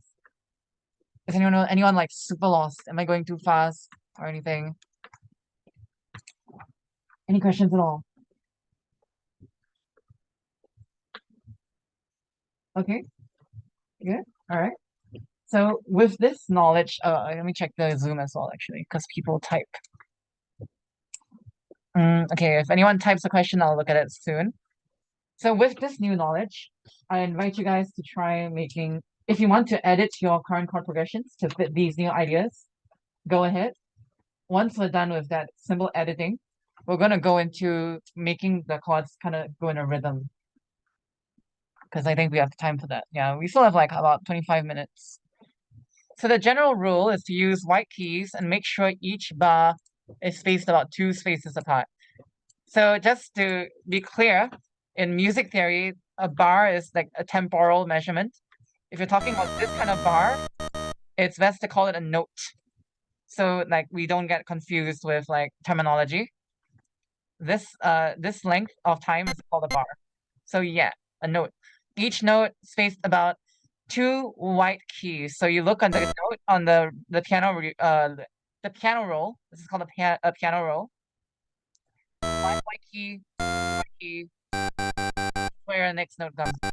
If you wanted to count by these rows, that's semitones. So remember in a major chord, that's 3 semitones, right? 3 semitones, 1, 2, 3, and then 4 semitones, 1, 2, 3, 4. Because that gets more complicated counting with semitones, it's recommended to just use the white keys, right? So much easier. It's just 1, 3, 5. 1, 3, 5, 8 makes a nice chord. 1, 3, 5, 8. Yeah.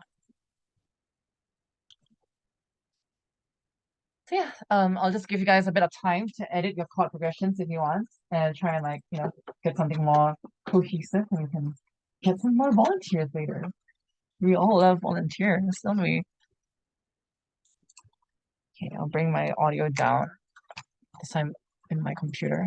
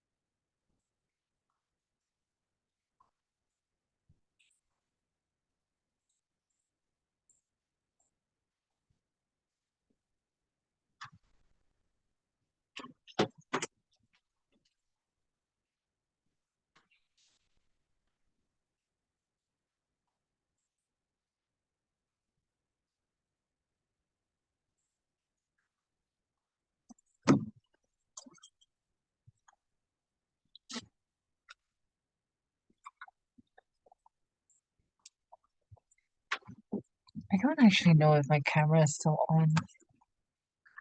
Does it actually show my camera? Oh, it does. Hello. Okay.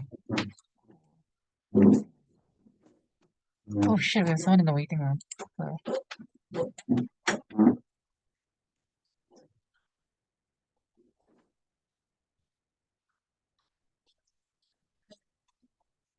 Oh, sorry.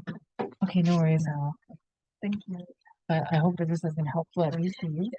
Maybe next week, I'll try to wrap things up earlier. Maybe. No worries. Okay, no worries. Man. Thank you so much. Bye.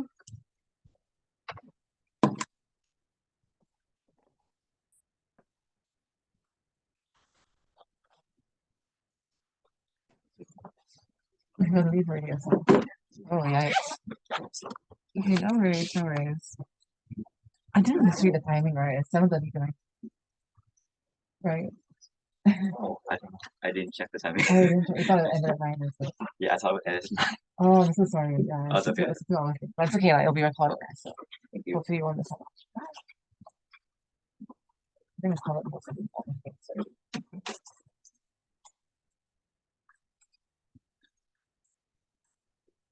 Okay, maybe I'll give it 1 more minute and then we'll continue.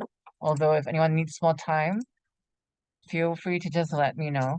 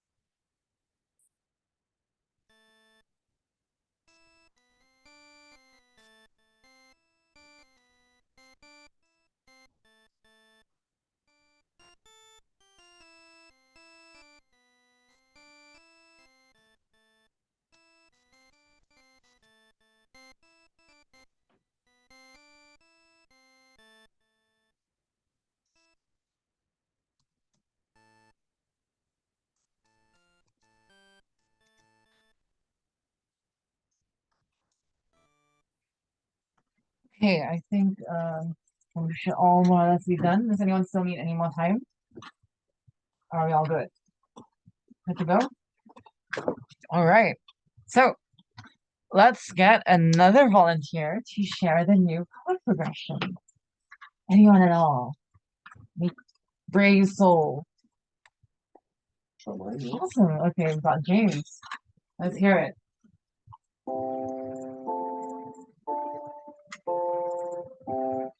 Nice. It's interesting that you've tried something really interesting here. With this one, is it? Yeah, that's right. So let's see if I can like emulate it on my end. Let's bring up my volume again. See what's going on.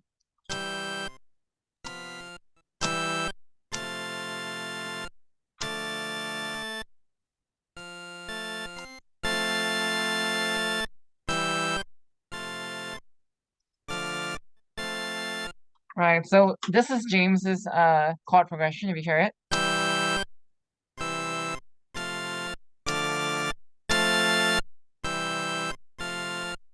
So what James has done is, do you know what you've done with your second chord?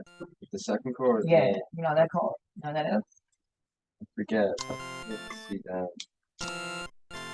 You move the C down. Yeah. Right. Right. So what you've done, if you count the, I guess I should show this visually. Over here. Let me just draw out your chord progression.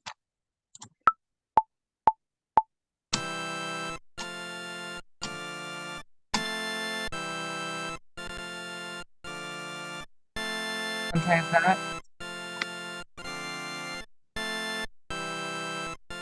So we can see James's chord progression here. We've got the usual 4-3 here. So that makes this a major chord. It's a C major chord. This second chord here. Everything okay? No worries. So this second chord here, if we count the semitones, we get 5, 4. So remember what 5-4 means? If you see the 5? I forget the term for it, but it's the second note here is Is the actual chord, right? So you've inverted the, what is that? You've inverted the F major chord. So this bottom chord here is C. If I put that C up here, we get an F major chord, right? If I took the C out, F major.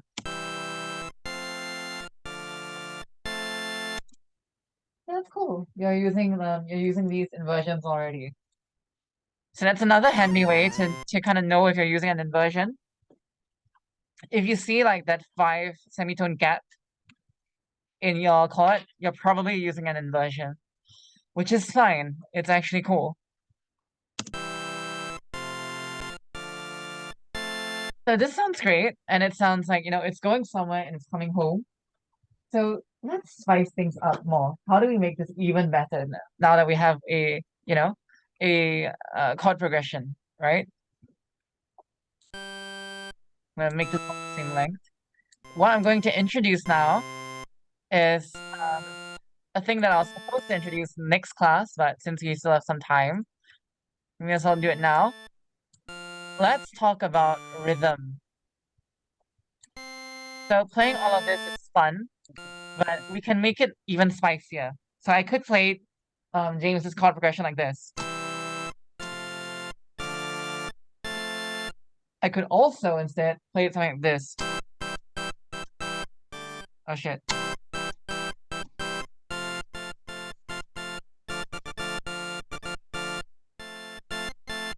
Like you get something kind of funky, right? If you start cutting it up and moving it around places. So that's exactly what we're gonna do. When you hear this chord, what kind of like feelings do you get from it? What kind of vibe do you get from it? If you had to describe it with some adjectives. pretty safe. Safe. Upbeat, but Nothing Yeah. too out there, right? No, no. Probably it wouldn't be something like what I played just now, right? This a bit too, right? But this feels a bit more mellow. So we could do maybe less. Oh, excuse me. Voice is dying.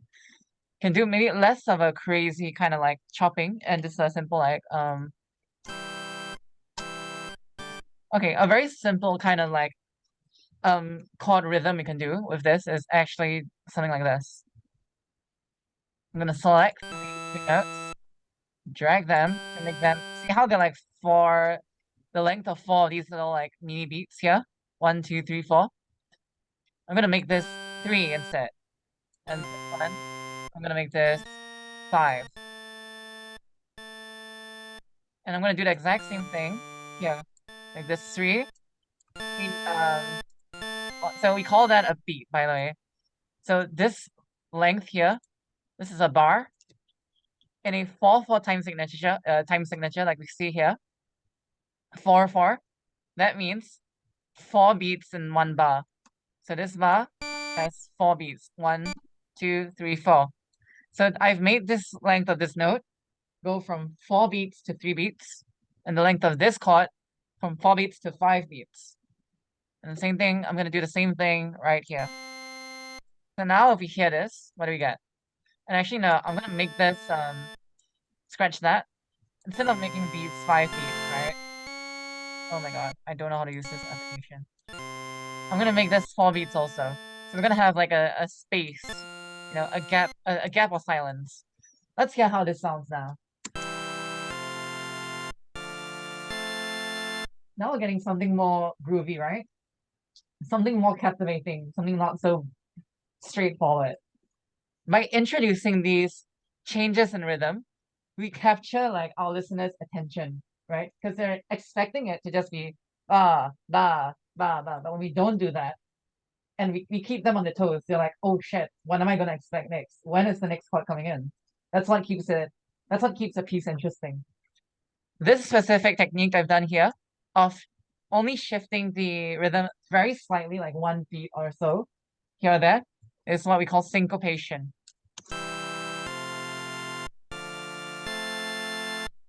And with this already, we can start to generate something that's more jammable too, right? Like, I don't know, like.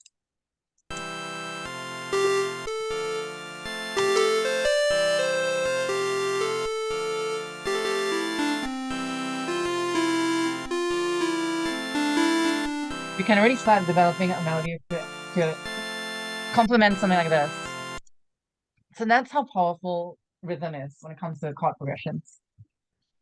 I can show. Let's try another volunteer. Yeah, let's get one more person to share their chord progression with us.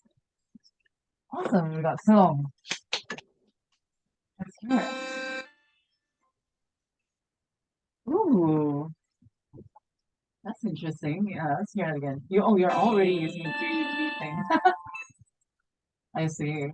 Okay, so I'm gonna transpose that. I'm gonna transcribe that over to this project using I'm gonna turn it into like a 4-beat long thing. So is that? Can I hear it again?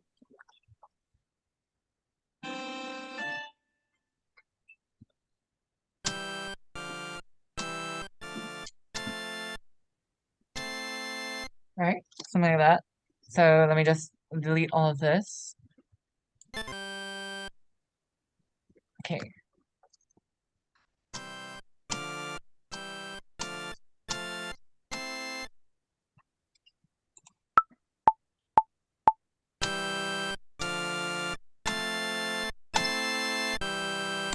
Okay, let me just quantize that.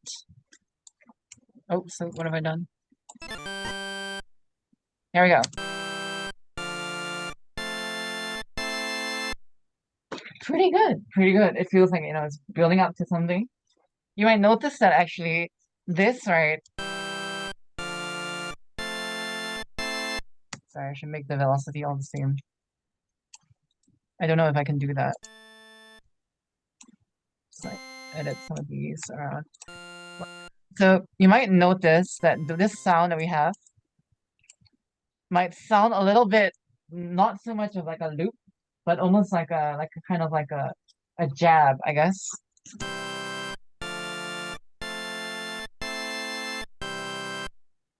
It works as a loop, but it doesn't sound like as though it's leading back into being a loop, right? It almost sounds like it's great to just very dehydrated.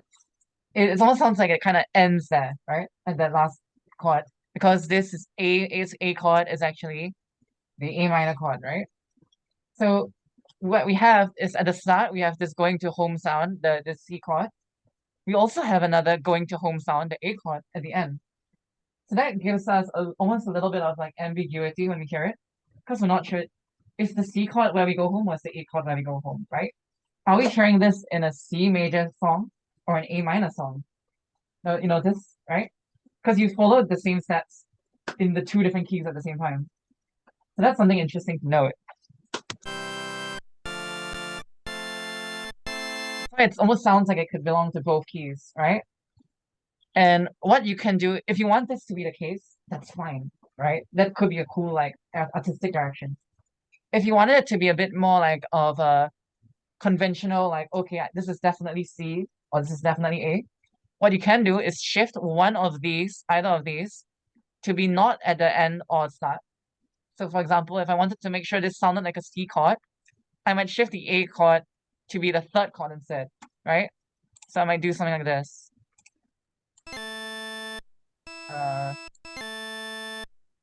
I should move this out first.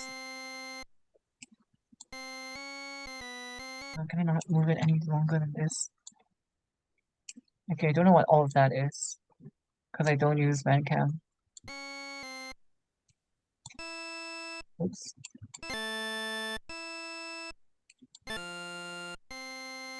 So if I do something like this, and now I try listening to it again. Go back. Okay.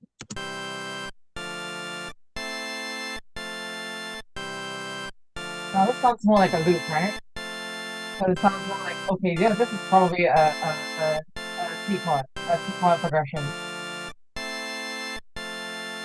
And part of it is kind of like you kind of want the chord before your root chord, for your home chord, so-called, to feel like it's leading to the home, right? That's why stuff like this, this four, it's great to resolve back to the first, right? The F chord resolves nicely to the first. And that's already not too far from like what I prepared earlier. This one, right? I don't know why it's so much louder. Sorry.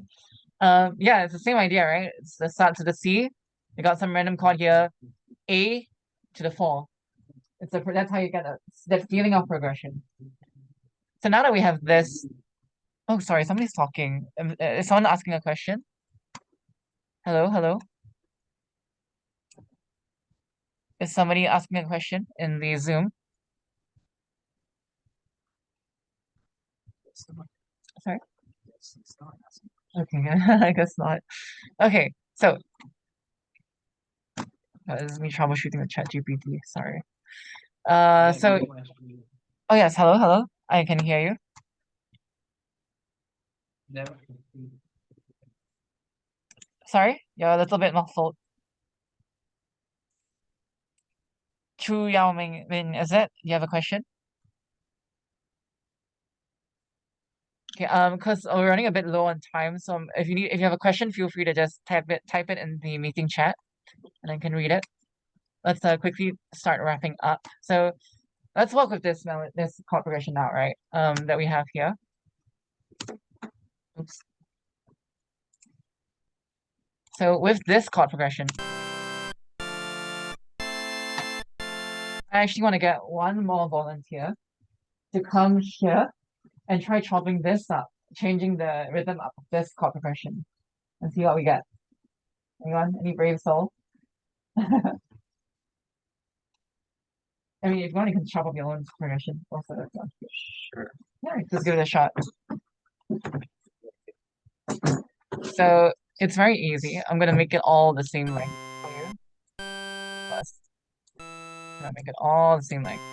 So if you want to just like, yeah, you want to take a seat, it's fine.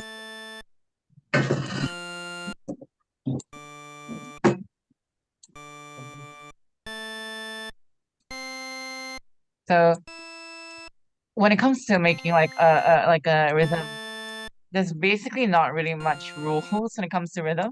Can kind of get away with almost anything. So you could like duplicate it and do it multiple times. So if you want, instead of like drawing it because it takes a while, you can try playing it actually. Have you ever touched a keyboard? Yes, but I'm not very It's okay. working the same. Let's try pressing. Like 2 notes like that. Yeah. Nice, nice.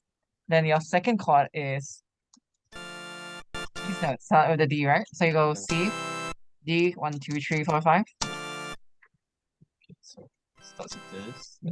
Feel free to press harder because it's velocity sensitive. Oh. Yeah. And then you go up to the A, which is up here. Right? And you go to the fourth, which is the F here. So see, I'll just point to like the root notes, right? So C, the D, the A up here. Right? And then the fourth here. Nice. So you want to try just playing that and getting the hang of that like Alright. approach, right? So it's 1, yep, 2, and then A, yep, and then back to the fourth. Now you want to try changing up the rhythm of that. You want to just try and go a little bit a little funky.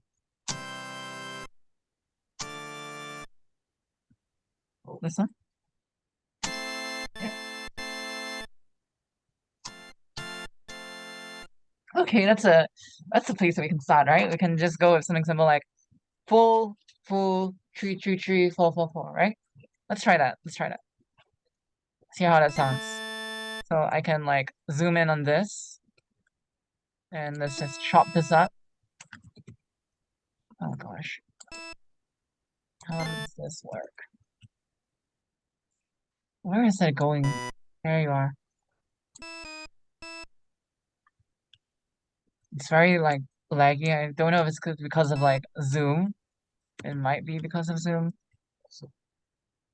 And let's move this over. Let's shift this, like make this a bit longer. And then let's just click this and like move it. Like so.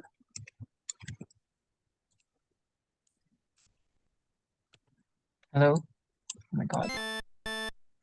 Copy, paste. There we go. Okay, I'm gonna push this. Yeah, this is very janky to do it. Sorry. We select. Coming close to ending of the session already. Hang tight. And then with all of this, let's see how this sounds now. Going back to the start.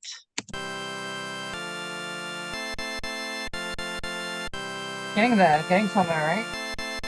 And if you wanted to make this even funkier, one fun thing, like a simple trick to just make any chord progression funkier, have your chord change before or after the actual bar change. So it doesn't change on the, and like it doesn't have to be all the chords, just like one or two. Like for example, this one, it's usually nicer if it's before and after. Although after can also work, but let's say I just like take this. I do the exact same thing that I did for James's chord. Shift it, becomes a 3-5 pattern, right? And maybe I can do the same thing here actually. I could maybe like include one extra one here. Like something like this, right? Oh, excuse me. So now let's hear how that sounds.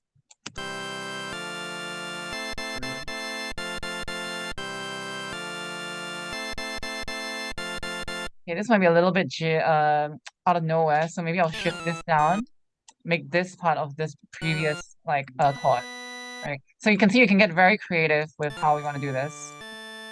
Like something like this, right? Chop it up like that. Now it's got something kind of jamming, right? So just with these ideas alone, we'll get more into rhythm next session. This is more just like an add-on because we had time. But yeah, so just like that, we now know how we can make a nice chord progression, following basic music theory to make it sound cohesive, and then using fun rhythm tricks to make it sound interesting. So far, any questions? No questions? All good? Everything okay? Is the Zoom chat all right? Because we've just reached 9:30, so we can start wrapping up. Yeah, I'm seeing a lot of thumbs ups. Okay, so with that, I guess that'll be the end of our first workshop session, music workshop. Any feedback at all? Do you think this is okay to follow, easy to follow, makes sense, confusing? It's all right, all good. Because this is generally kind of like the format that we'll be following for future, the next like 3 weeks, I think. We'll be able to fit in more people. Try, we can certainly try. If needed, I could actually also use the activity room, although it doesn't have nice speakers. So we'll figure something out. Yeah, I'm sure we can figure it out. We have enough chairs, just like maybe like on the laptop, on the laptop on the laptop.